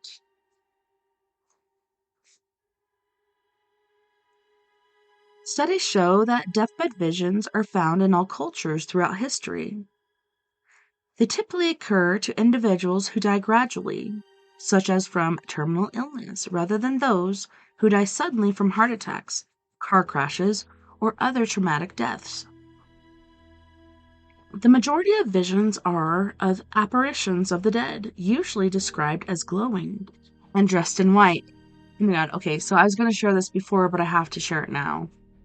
My mentor cat, aka Denise Hess, she had cancer, which I think originated like in her colon, then went to her liver, then spread to her lungs, and then to her brain. And she did everything she could to get rid of it. She wasn't afraid to die. She was just afraid not to be there when her daughter got married to give her away or whatnot. But I was there. My daughters were there. Kenzie took off early, but Nova stayed with me. I was like, Nova, you can go home. You can go home with Kenzie. And she's like, no, I want to stay. And Kat died, and you hear that death rattle in their lungs as they're breathing, and she had a rose quartz on her chest, and she went out pretty well, and then we had to change her clothes and stuff, put her into her white outfit, which I loved because it was a white shirt, and then she had white shorts on, and they're kind of like those knee-high ones. I don't know if those are called capris. I think capris go like above your ankle, but knee-high shorts with bling-blings on her butt. I'm like, oh yeah, she's looking for a man on the other side. So she's a single, independent woman, but she showed up that night. I shit you not. And Nova comes in. She's like, Mom, I can't sleep. Kat won't let me sleep. And I'm like, what are you talking about? She's like, Kat, she's here. And she showed up next to my bed, or next to the couch, and then she walked over to the window and she's staring out the window. Can I sleep with you? And I'm like, sure, you can sleep with me. And then we all went back to sleep, and all of a sudden, like, I woke up and I sat up and my eyes were still closed, so I could just see, like, you know, when the light's on, you could see the light through your eyelids. I saw the light through my eyelids, and I looked the direction of where the light was coming from, and who's there? It's Kat. And not only is she beautiful and radiant, and she has this white and silver and like electric blue sort of aura around her. Her hair had grown back. She had a braid along the side of her head. And instead of wearing the clothes we dressed her in, she was wearing this beautiful white gown. It was like, reminds me of like when you see fairies or maidens or whatever on certain cards, and they're wearing these white dresses. It was a long flowing white dress. So she wasn't wearing what we had put her in that she wanted to be buried in, but she was wearing a beautiful white dress, and she just sat there and smiled. She didn't say anything. And I knew She wasn't there for me. I'm so grateful I saw her, but she was there for Nova. Like, she was checking on Nova and making sure she's okay, because witnessing a death is very traumatic. I'm used to it because I've dealt with that most of my life. Sometimes I feel like I'm an angel of death because those that I love and care about around me die, but I'm so grateful I saw her. And it was amazing because a lot of people don't come back like that. They'll come back through dreams or whatnot, but Kat came back in person, like full-fledged in person, with this amazing aura. It reminded me of like one of those candles that you buy that has like Jesus or the Mother Mary or something on there, and you see this golden aura around them. But hers was pure white, silver, and electric blue. It was the most beautiful thing. She was the most beautiful thing I've ever seen. I will never forget that. I think that's the second time I said that tonight, but in years. Sometimes mythical and religious beings are perceived, including angels, Jesus, the Virgin Mary, Krishna, Yama, who is a Hindu god of death, or similar figures. Apparitions invariably are close family members, such as parents, children, siblings, or spouses. One report suggested that the purpose of these apparitions is to beckon or command the dying to accompany them, to assist in the transition to death. Descriptions most frequently given including gardens of great beauty, golden gates, bridges, rivers, boats, and other symbols of transition. Other visions include tunnels of light, sweet music, and white-robed angels or messengers that guide them along their journey. One man recalled meeting a being of light who forgave him for a lifetime of violence. Another survivor said she traveled down a long tunnel to a place filled with love and a beautiful, bright white light, where Elvis Presley took her gently by the hand. Come on, pretty mama. Let me take you to Heartbreak Hotel in my blue suede shoes. Some scientists who study these near-death experiences theorize they may be peepholes into a world beyond. Bruce Grayson, a psychiatrist at the University of Virginia Medical School, says that those who have such experiences become enamored with the spiritual part of life, and less so with possessions, power, and prestige. Nancy Evans, president emeritus of the International Society for Near-Death Experiences, said, "Most near-death experience survivors say they don't think there is a God. They know." There's a higher power, though. We do have a creator. Is it aliens? Is it a spiritual being? I don't know.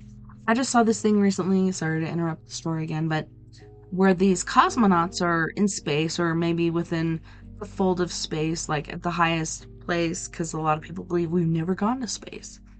But they're out there floating in space, and all of a sudden they see this glowing golden light, and it was angels. And they took pictures of them, and it kind of reminded me of the movie, what's it called? Where they go to the ocean, and there's these alien beings with like flappy butterfly wings, could be stingray wings, but holy crap, I almost remembered it, now I can't. It reminds me of that. Such revelatory experiences are nothing new. Writing in the Republic, Plato told the story of how a wounded soldier journeyed toward a straight, light-like pillar, most nearly resembling a rainbow, but brighter and purer. Art and literature of the Middle Ages is replete with the borderland between life and death. One 13th century monk recounted tales of people who supposedly returned from the edge and reported corridors of fire and icy paths to the afterlife. P.M.H. Atwater, author Coming Back to Life, The After Effects of the Near-Death Experience, insists that NDEs, aka near-death experiences, occur particularly all the time. The spin showed that 40% of all resuscitated patients have near-death experiences, said Mrs. Atwater, or Miss Atwater. Excuse me, sorry. Miss, not Mrs.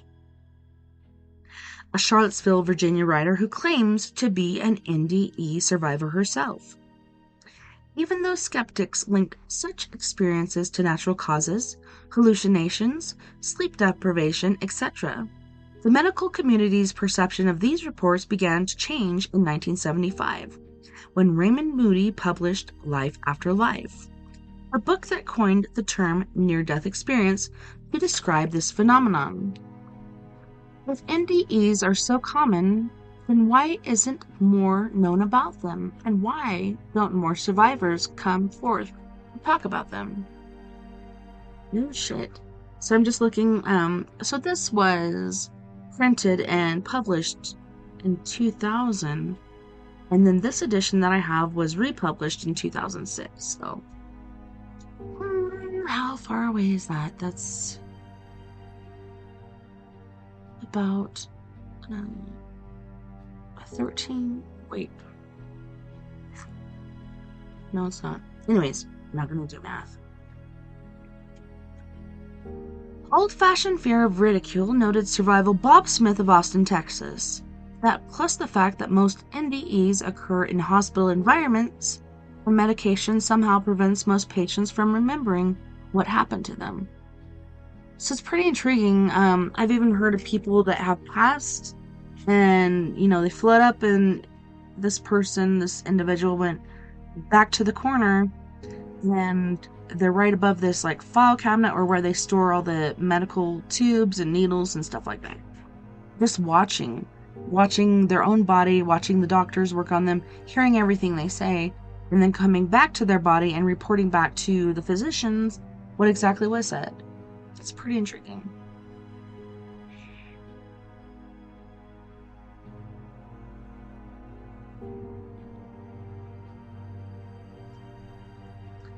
Dance of the Doppelganger. During World War II, a young infantry sergeant named Alex Griffith was leading a patrol through enemy territory in France when a strange feeling came over him, warning him to turn back. It's that still small voice that talks to you. A battle-hardened veteran, Griffith fought off the sensation and continued until he came upon an eerie sight. Less than 20 yards ahead, another American soldier stepped out of nowhere, waving for him to retreat. No words came from the soldier's mouth, though Griffith seemed to understand exactly what he was saying. Turn back. Turn back. Go back the way you came. Oddest thing about this soldier, however, was that he looked exactly like Griffith, down to his sergeant's rank. The same beard growth, dirty uniform, even the same band-aid covering a small cut on his face.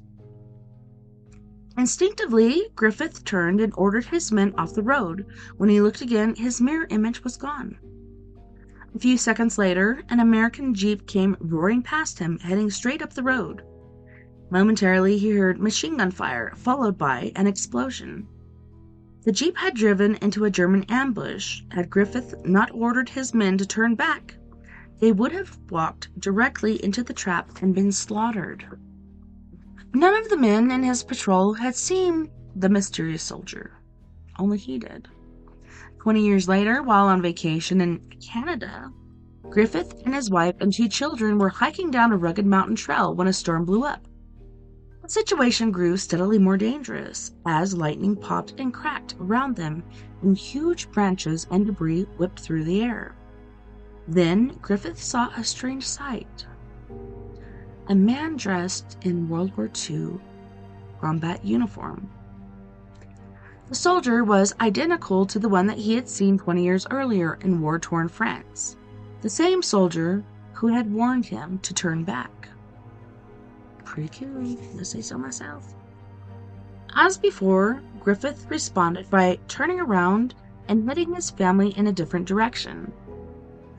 Several seconds later, he heard a loud crackling noise, followed by what sounded like a tremendous explosion.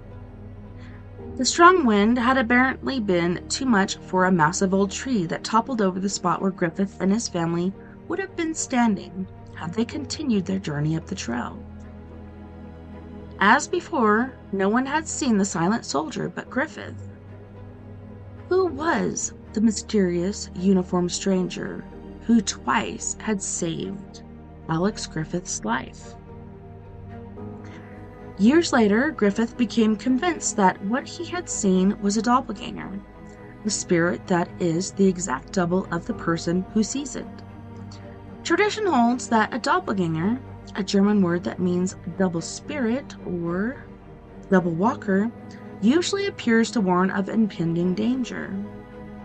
The phenomenon is generally described as a malicious shadow self that accompanies every human.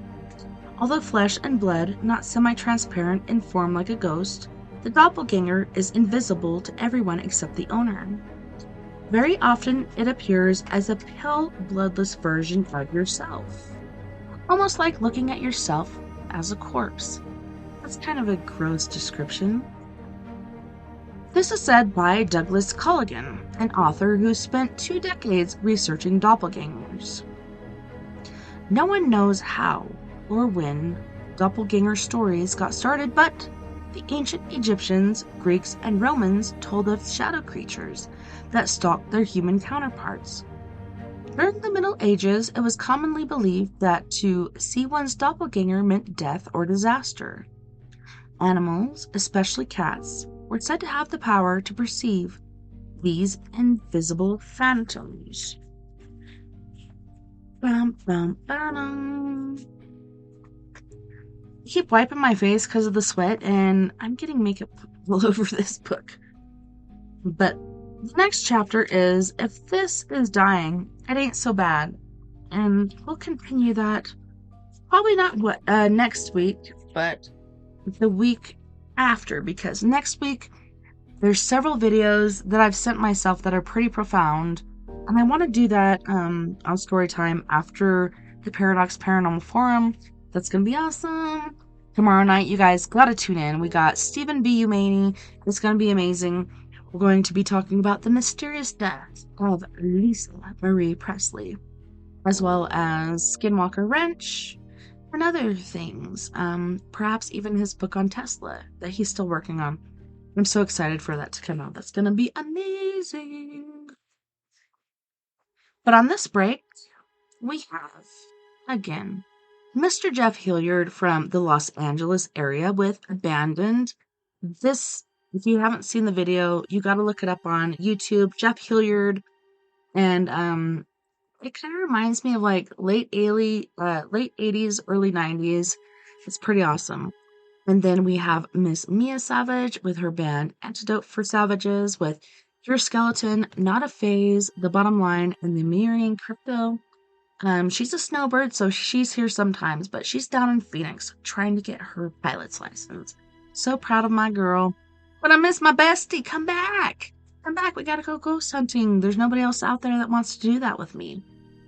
But yeah, you guys enjoy, and I'll see you back after this music break.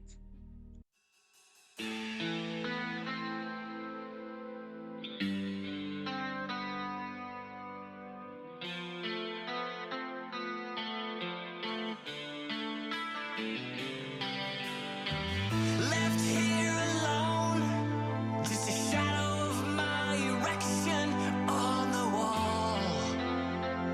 Why won't you answer my calls? I gave you my all with the love we made together all night long. I just don't know what went wrong. I rolled the dice, 'cause I thought I saw forever in your eyes. Was all that passion a lie? Just another fool. You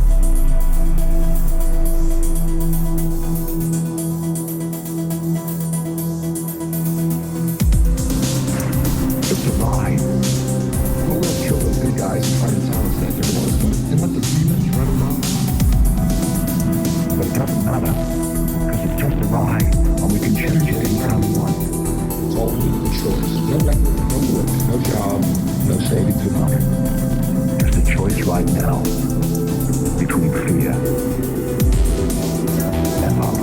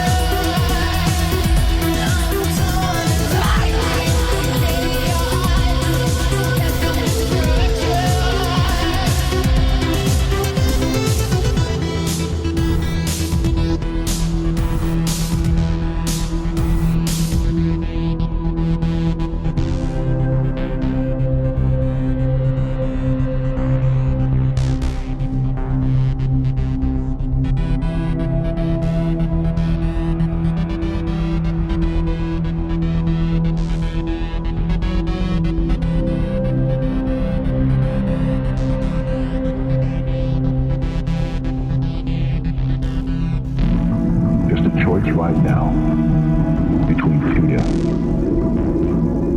and love.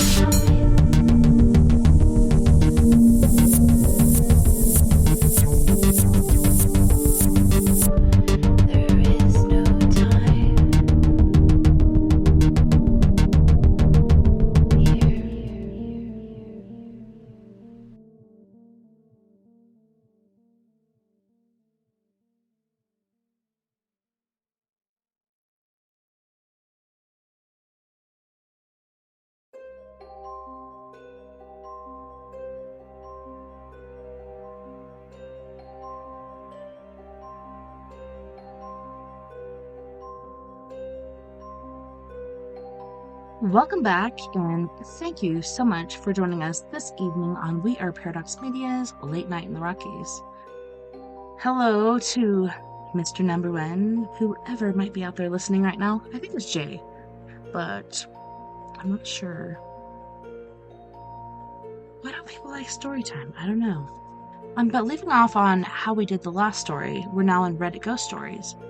And at the very top of that, I did find where, let me check my sound really quick, just to make sure it's okay. Looks good to me. How have you almost died? I'm kind of wondering, here, let me invite, copy, and put this in here. If anybody's got any stories they'd like to share as far as how they almost died, feel free. Hold on, I'm typing this in.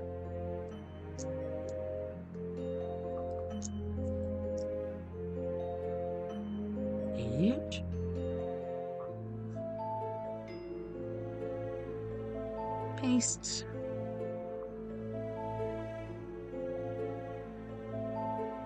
Snap. Show. So if you want to share your near-death experience, feel free to call in and let us know what happened. So this person is u/Sadie Page 11. Taston said lymphoma. I just thought it was my turn to be skinny. Yep. Same. 2 times 9 years apart. Just had my stem cell transplant in June. Fit Thing said 9 years apart? That's my nightmare. I'm sitting right. Sorry, I just got glue in my mouth. I just started. Okay, so I'm right at 5 and just started to feel like I can put it behind me. So this person is at 5 years coming out of having cancer. I know the 5-year mark, I thought I was for sure in the clear. For most people, though, you are cured. Past then, I hope so. I was in remission going into the auto cell or stem cell transplant unit, and I'll have a scan in September to confirm. I still am. Thank you. I'm happy for you as well, fellow survivor. Armor Fatist said, it's a great way to lose a few pounds before the show. Brilliant Power 5879 said, yo, grade A dark humor. Have an award. Ty 3 Kings said, stage 4 cancer at age 30. They had to cut the whole bunch of bits out of me. And 3 months of chemo, but cancer-free, 13 years and counting. Space Mom Lawn to Lawn said, that's amazing. I'm happy you're still here. Mimo 1000 said, so I was a kid sunbathing in my yard. My mom's room window was on the 2nd floor right above me. My little sister was playing around in her room, and for some reason, I decided I was done sunbathing. The second I got up and walked away from my spot, the in-window air conditioner unit landed on the ground right where my head was. Educational-Dirt 4059 said, this is how Chitty died, on the good place. Good thing they weren't indecisive and got up. Holy forking shit. Shirt balls. That reminds me of that show, what was it, Big Daddy or something like that? Hold on a minute. Am I still coming through over here? Look. Okay, so remember Adam Sandler? I think it was Happy Gilmore, or it could have been Big Daddy or something, where he'd go to this certain place and visit. Oh, it was Happy Gilmore.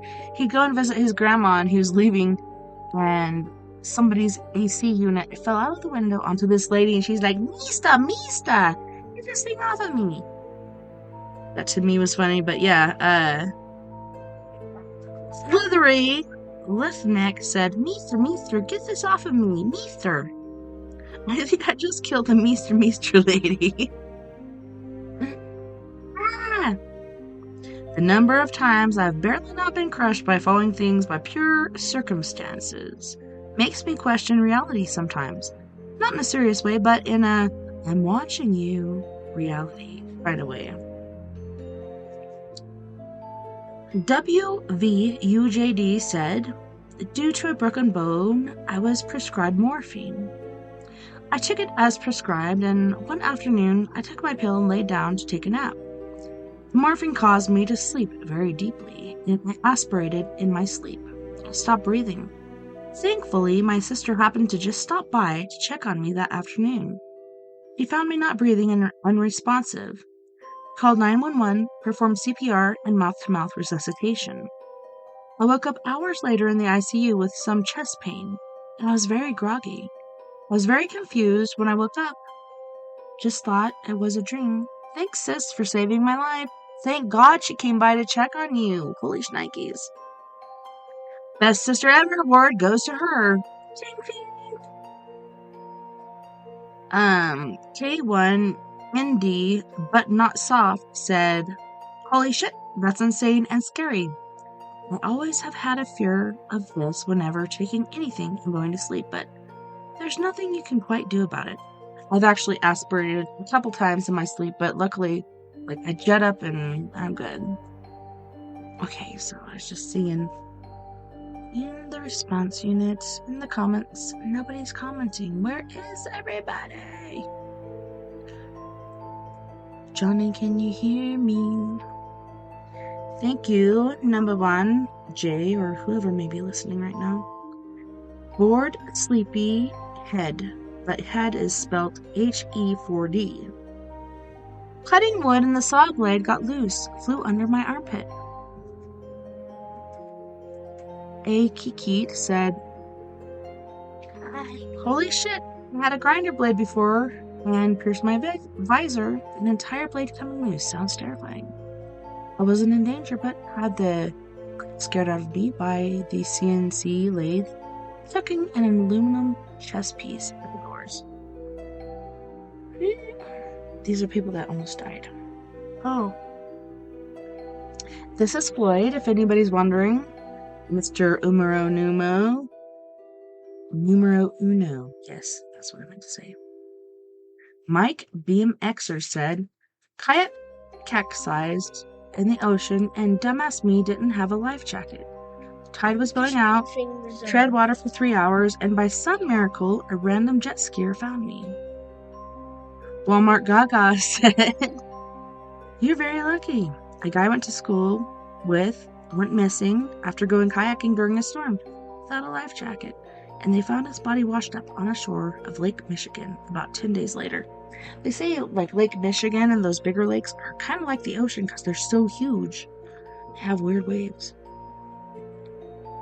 Head-Progress 6236 said, how do you tread for 3 hours? I can barely do it for 5 minutes. Laugh out loud.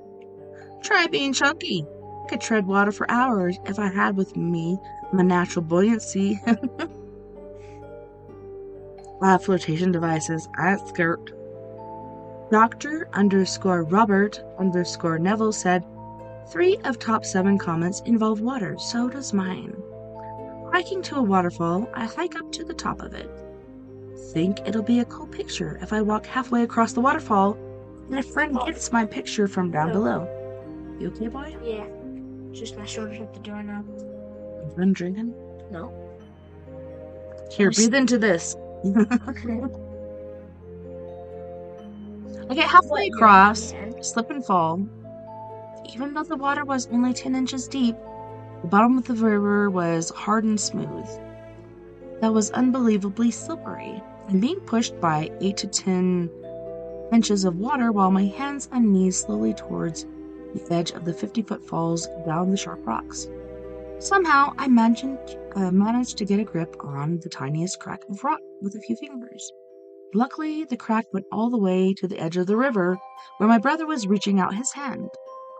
I seriously was almost pushed off a slow-moving waterfall with 8 to 10 inches of water. Slippery rock is no joke.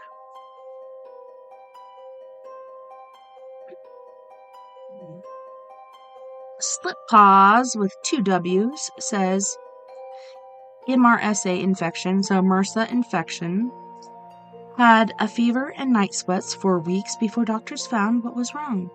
Took 3 months to recover, adding, wow, MRSA seems like an extremely common illness. There ought to be more PSAs on the subject. Going to the hospital, visiting your friends, going to appointments, like, you can get MRSA and get a blood infection. Our friend Brother Bear did. Toot toot toot. I smell something sour. Anywho's, yeah, he got MRSA. Kind of. Yeah, all of a sudden, weird. It smells like sour spray, like sour candy spray. And you were eating that earlier, so maybe eat out of your butt. What? I did not fart. That would be sunny. Messing with my eye. But yeah, Bear had that. He had MRSA, and then he had Bell's palsy, where part of your face gets paralyzed. Very bad. Allergic reaction to a peach. Can you imagine? An ass like that could kill you. Finally, someone else allergic to peaches. I am too, as well as 2 other stone fruit. Summer is miserable as I can't have so many delicious fruits. That's just okay, said. I was crushed and suffocated in a conveyor belt work accident. Some has said my heart did stop momentarily. 17 days in the hospital and 13 surgeries so far from one faithful day. Being asked a lot, so here's what happened. So let's preface by saying there was no lockout tag out policy. Great paying job that I was 3 weeks into, so I didn't speak out. I wasn't vested in the union yet, so I was worried they'd can me and the union couldn't stop it. The system was supposed to be down from 8 a.m. to 11 a.m. for maintenance. My job was to feed the system with demolition debris from my excavator. I was bored and had nothing else to do, so at 10 a.m. I decided to do a bit of maintenance on a bit of the conveyor that I was responsible for. I was supposed to have an hour to do a 10-minute job. Well, a temp employee didn't know better and didn't make sure. Oh, you're sitting on my hair. Right. It had an employee in it, a temp employee. I know. Didn't make sure. Didn't know better and didn't make sure. Didn't make sure everyone was in the proper position when he was given the word. He started the system up with me lying on it. I fell down the next conveyor, and my body was caught between 2 with the conveyor I was on, hitting me in the head. Yay, hard hats! I couldn't get out the way my arm was pinned behind me, so I had to snap my humerus to get out, which also tore my shoulder to shreds. Once I did get out, I started to go up the conveyor and got caught under what is called a tension bar, which is like 3 inches high above the belt. When I got sucked under that, I heard my back and ribs crack like bubble wrap. The conveyor system then shut down, but I couldn't get out from under the bar, and every breath I took, it got tighter and tighter until I knew I was going to die. Last thing I remember thinking was, this will be a bad phone call to my mom and dad before I passed out and accepted dying. I have no idea how long I was under that bar, but I woke up to a coworker slapping me in the face. That's how they do it in Hollywood. They're like, wake up, Floyd! Floyd! Wake up! You gotta come back to life!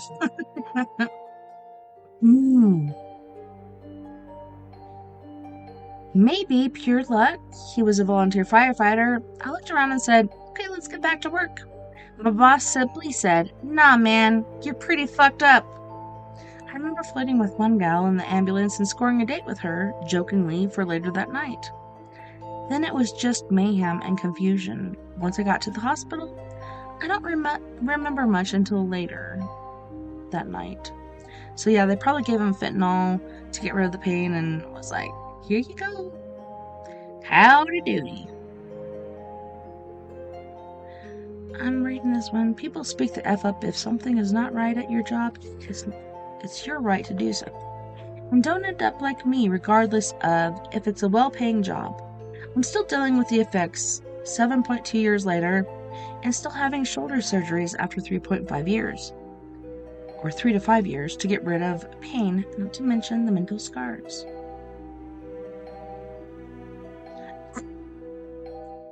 So they're asking if he picked his username before or after this accident. Guys, that's just okay. That's a good question. I almost Wait. lost... What? After. Yeah. I almost lost my husband the same way. Crazy. My husband was caught in a conveyor belt at the asphalt plant where he was working. Both lungs collapsed, multiple broken bones, including scapula, collarbone, both eye sockets, multiple ribs, etc. He required full facial reconstructive surgery, including plates and mesh. Suffered damage to his right eye and a brachial plexus injury to his right arm, and that rendered it useless for 6+ months. Apparently, he was given a less than 5% chance of survival. As I was mailed a copy of the death investigation, the local police opened and subsequently closed the case. We are so fortunate he survived. Sorry, I'm melting over here. I know, right? We're so fortunate he survived. It's been 15 years and he is headed for another surgery on his shoulder soon. Unfortunately, in our state, you cannot sue your employer for work-related injuries. That's BS. That's ridiculous. Even if your employer was negligent, as his employer was found to be. The only exception is if the employer was found to be willfully negligent. Well, if there's something wrong and he's not fixing it, isn't that being willfully negligent? I would think so. I sincerely hope that you fared better than my husband in that regard. ETA, this happened in Alaska. There's absolutely no way to hold the employer accountable here. Believe me, I spoke with multiple lawyers and even petitioned the governor to listen to our case. My husband did get work comp income, and work comp covered the accident-related injuries. However, there's no provision in place to keep your existing insurance for your family. My husband was union with operating engineers, and they basically shrugged and said there was no provision to assist with that. He was given a total permanent disability rating for his arm, and that paid out $88. He was receiving no further payout, and his work comp case remains open. That's just ridiculous. My husband had the same thing happen with working at Rekla, and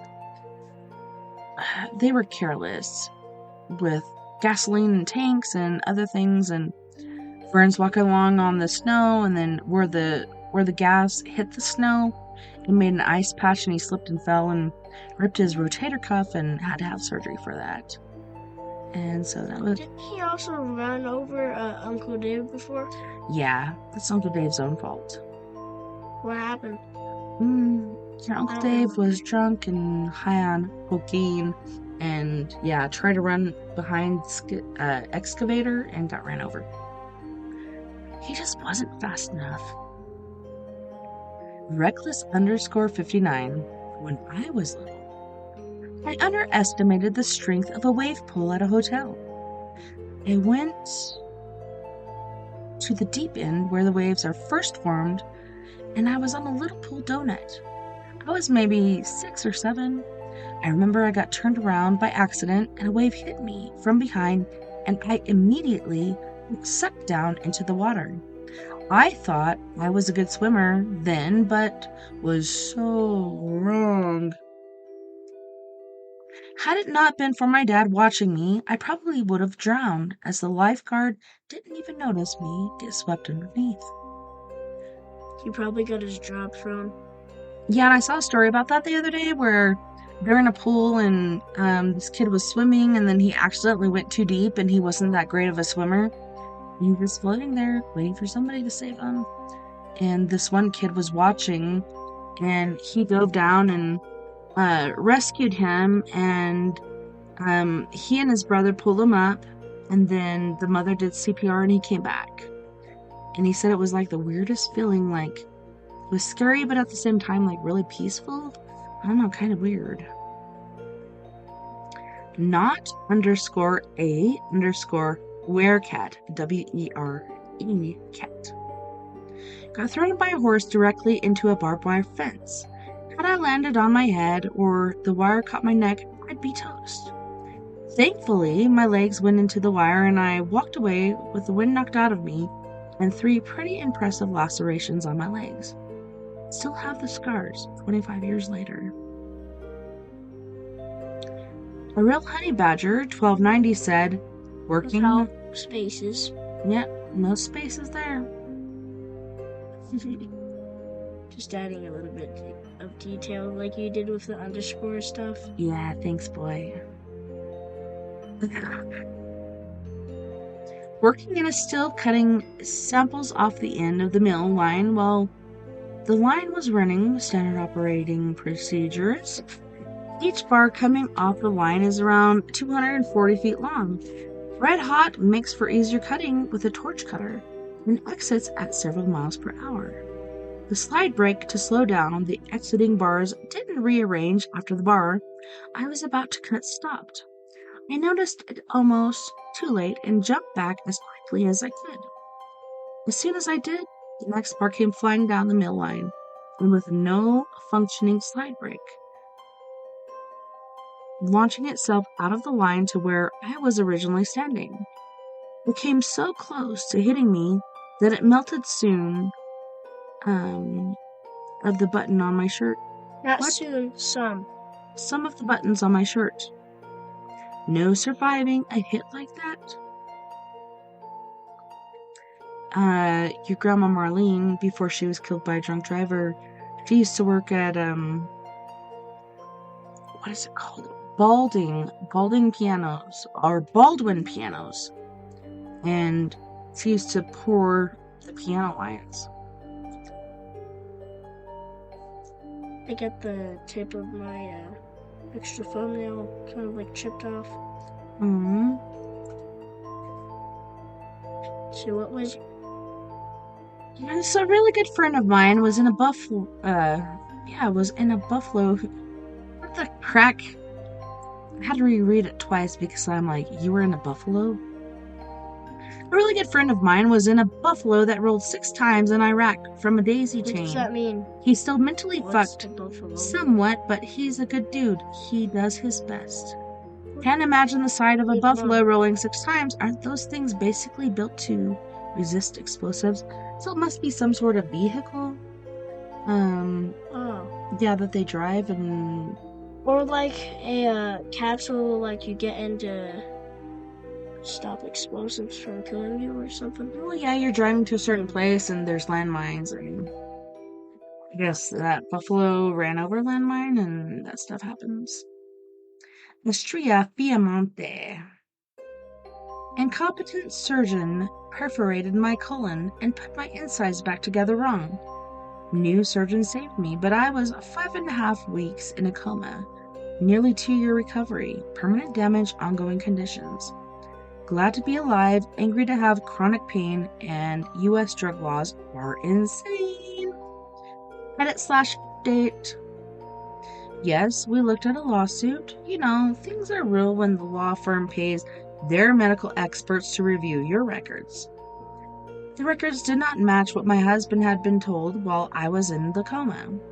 Basically, gastric bypass, full incision, 2003, when I didn't wake up. First surgeon said I was medicated and realized a problem and went poking around to try to find it.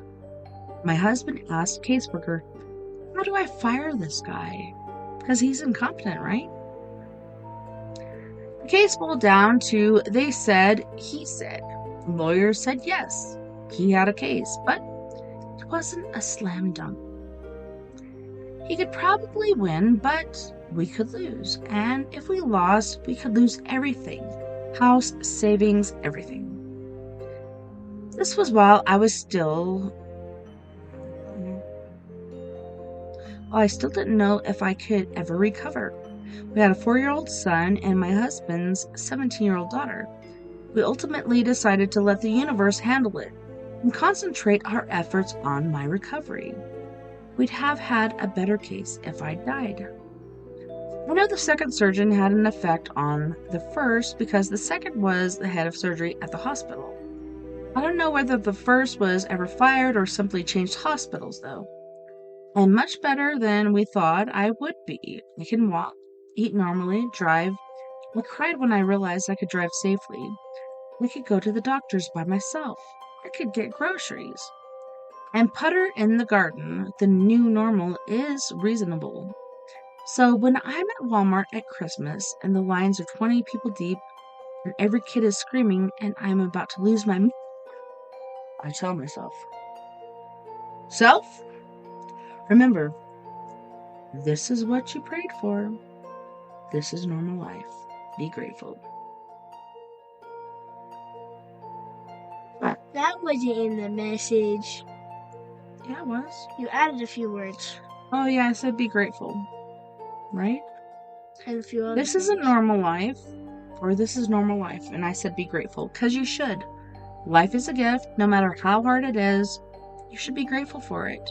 And sometimes it's hard to see unless, me and Dad, when Kinsey was just like 2 years old, got in a car accident. And Uncle Dave was in the back seat with Kinsey. And the car flipped. And Kinsey was out. And Uncle Dave was still sitting there trying to get her out of the car seat. And she wasn't even in there. So we had to save Uncle Dave from himself because, I don't know if he hit his head or what. My dad had a dog named Tyler, and he flew out the moonroof. So sunroofs have windows, moonroofs are completely open. Tyler flew out, and we landed right on top of him. But it was like from here to here that was in the moon roof. So his head got smashed, but, he was hard-headed anyways. And his butt, his stinky old Dalmatian butt. But he lived. He hid behind the couch. The white and black one? Tyler? Yeah, I think. Yeah, he was a Dalmatian and his spots touched. So they were gonna kill him, and your dad's like, well, let me take him home. And they're like, well, you still have to pay for him. He's like, what? You're gonna kill this dog and you're gonna make me pay for it? But yeah, he did. Yeah, Dad used to throw sticks and Dad used to throw sticks across an ice pool thing. Oh, I think that was Badger. Oh yeah, and he would slide and go in circles. But one time, I went into a hole in the ice, and Dad had an axe, and he was trying to chop him out. He was like, why are you chopping me? Yeah, and the dog was just squirming away stop trying to hit me with an axe. Yeah. Poor Badger. But no, poor Tyler, Fern didn't even notice, because I generally feed and water the animals. Your dad doesn't. He just does what he does. And I'm like, hey, have you seen them sometimes. Sometimes. Yeah. Hey, have you seen your dog in a while? No. I'm like, it's been 2 or 3 days. I haven't seen him. I just realized it. I felt kind of bad for that, but yeah, he'd gone on the back porch and curled up and died like that. But yeah, when you're talking about throwing a stick, it reminded me of they clean out the fridge and they'll give the dogs leftovers. Pizza bones and stuff. Yeah, well, there was a whole piece of pizza and I'm like, here you go, I got this for you. And I threw it, I chunked it out in the yard, and he jumped up and he grabbed it and he's like, woof! Because it was a hard piece of pizza. Should have warmed it up first, but it's kind of refrigerated. Yeah. He might have lost a couple teeth. As a frisbee. It worked better as a frisbee. Yeah, or boomerang. So one bad dog said, lived in Panama when I was a kid. We went to Devil's Beach, known for the hell of a riptide that had caused several deaths.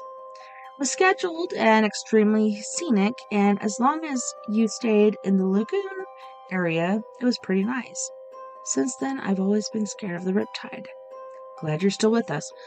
That's been happening a lot this year. Okay, so in Florida, it's really hot. It's so hot. The ocean is hot. Stuff in Florida. Isn't there the box jellyfish and stuff? Yeah, there's a lot of stuff. And even the great whites are going up to like Maine and stuff because the water's too hot and they don't like it. But yeah, people are trying to keep cool and going out there. Yeah, people are dying from heat strokes, etc. because they go to the beach, it's really hot, they get in the water, they think they're going to get cool, but it's basically like 4 degrees cooler than it is outside. So it's almost 100 degrees and it's 90 something degrees in the water. What the heck you gonna do? Boil. But yeah, okay, No, that's what what I was to talking do- about, the riptides. No, what you're going to do is you're gonna cook chicken. Yo Mama's hot sauce, if you guys haven't tried that, so good.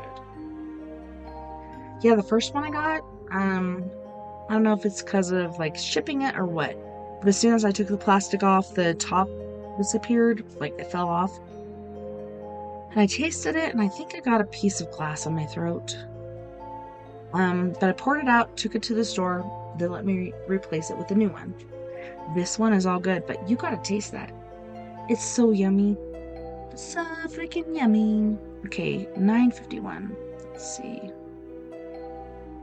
Oh wait, it's almost 10. Okay. Okay, so this is by Billy Yank 2008. 2008. That's a weird. Yeah, it looks like he's a key lime pie with a cherry on it or something. I was in Vienna and was trying to cross a wide street. I looked left and it was clear. I looked right and there were a lot of cars, so I sat with my head out, looking right, waiting for them to clear. I heard what sounded like a bicycle bell coming from my right, but ignored it because it sounded like a bicycle bell.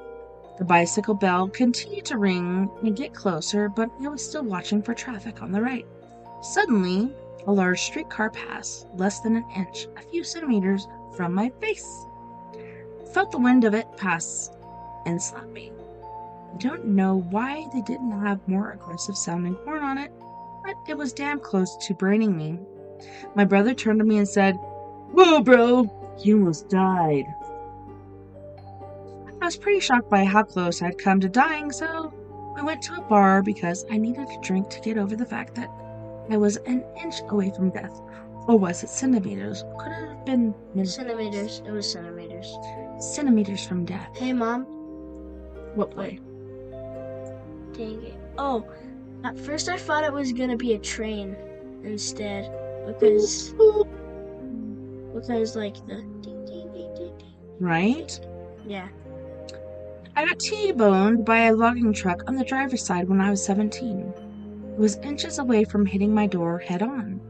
Luckily, I remembered my dad telling me, if you're ever in a wreck, do everything you can to get out of the way.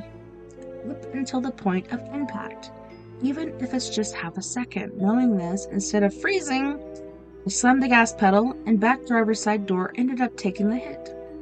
I walked away with a sore back, but that's it. Didn't even go to the hospital. Good thing you listened to your dad and you put that pedal to the metal. Go, bro. In college, I once took a sleeping pill and I started to choke on it. I then started laughing as I was choking because of the idea of my death being caused by a sleeping pill. Felt like peak irony. Tell you what. That was by Septic Guy 530. And then Freakzilla said, my cousin got drunk, put a dip in and passed out, choked to death, survived 2 hours of Afghanistan and dies 3 days after coming home. That sucks. You survive war and you come home and you choke on a freaking dip? Oy vey. What's a dip? It's chewing tobacco you put in your lip. Don't ever do it, son. You promised me that. Yeah. Don't ever you chewing tobacco. You might choke on it and die. Yeah. Definitely. Just kidding. This is by Septic Guy 530 again. In college. I said yeah. Same thing. Okay, Nerd Des Nordens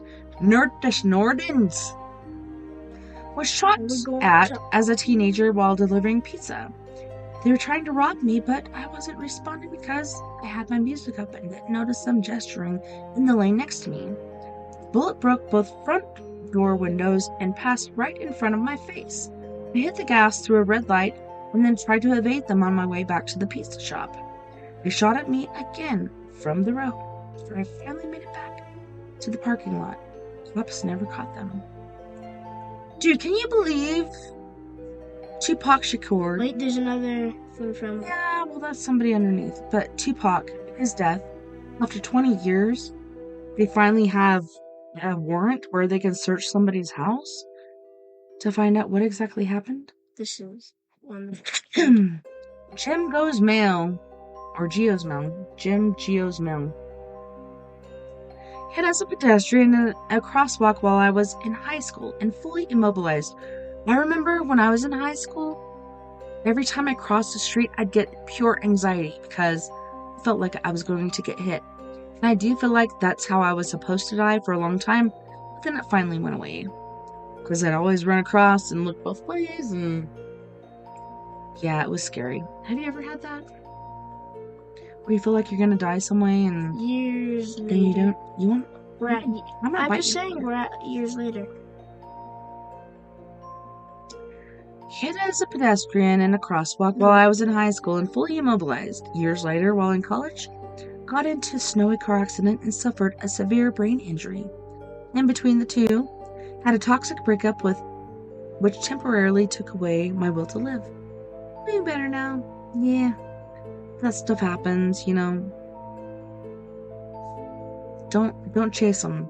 Just be you and try to find happiness within yourself, because that's where it all stems from. You don't find happiness in somebody else. You find it within you. Oh, he's taking off his shirt. He's the great Cornholio. He needs TP for his bunker. Are you threatening him? Do not threaten my son.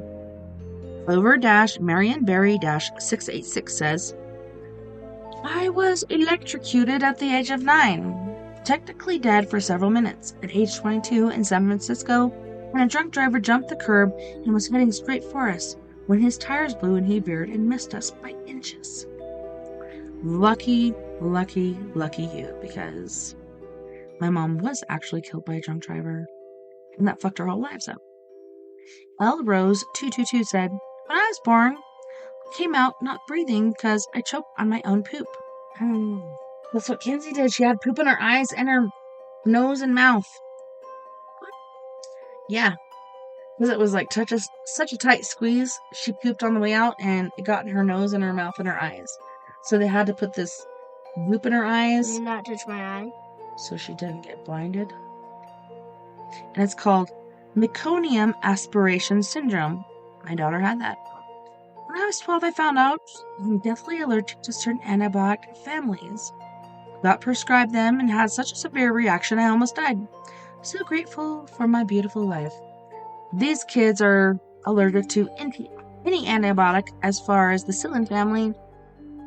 My daughter Kenzie, not allergic to anything, so I think it's genetics and not really because you were born with poop in your fucking face. And we got 2 minutes, so we might as well shut it down right now. Yeah, you want to fight about it? Here we go. One more round? Like, here we go. We gotta do the outro show. Thank you guys so much for joining me tonight on We Are Paradox Media's Late Night in the Rockies. I'm so glad you can join me during story time with me, TessaTNT. Also for Reddit Ghost Stories. That's it. And we really didn't get into any ghost stories because we were talking about almost dying. How different people did that. So it was a pleasure having you. Thank you so much for hanging out with me. And thank you to all of my friends on Facebook. We Are Paradox Media's KPNL Radio, Twitter, Spreaker, iHeartRadio, any forum that you're listening from. Thank you so much for joining us tonight. From wherever else you may be listening beyond the Omniverse. Had a wonderful time. Can't wait to do it again. Tomorrow night we have Mr. Steve Ubanian on Stop It. And he will be talking about the mysterious death of Lisa Marie Presley, as well as Skinwalker Ranch and other things. Perhaps his book on Tesla that he's been working on. I can't wait till it comes out. I can't wait to read it. He's such a good author. I'll so get into that. Don't forget, you guys, we are all in this together. Together, we can make the world a little better. And together, my friends, we are Paradox Media, because without you, there is no us. Until next time, night-night, love and light to all of my yous out there. Take care of yourself. Keep cool. Keep calm. And just try to enjoy this gift we call life. Night-night, love and light. Good.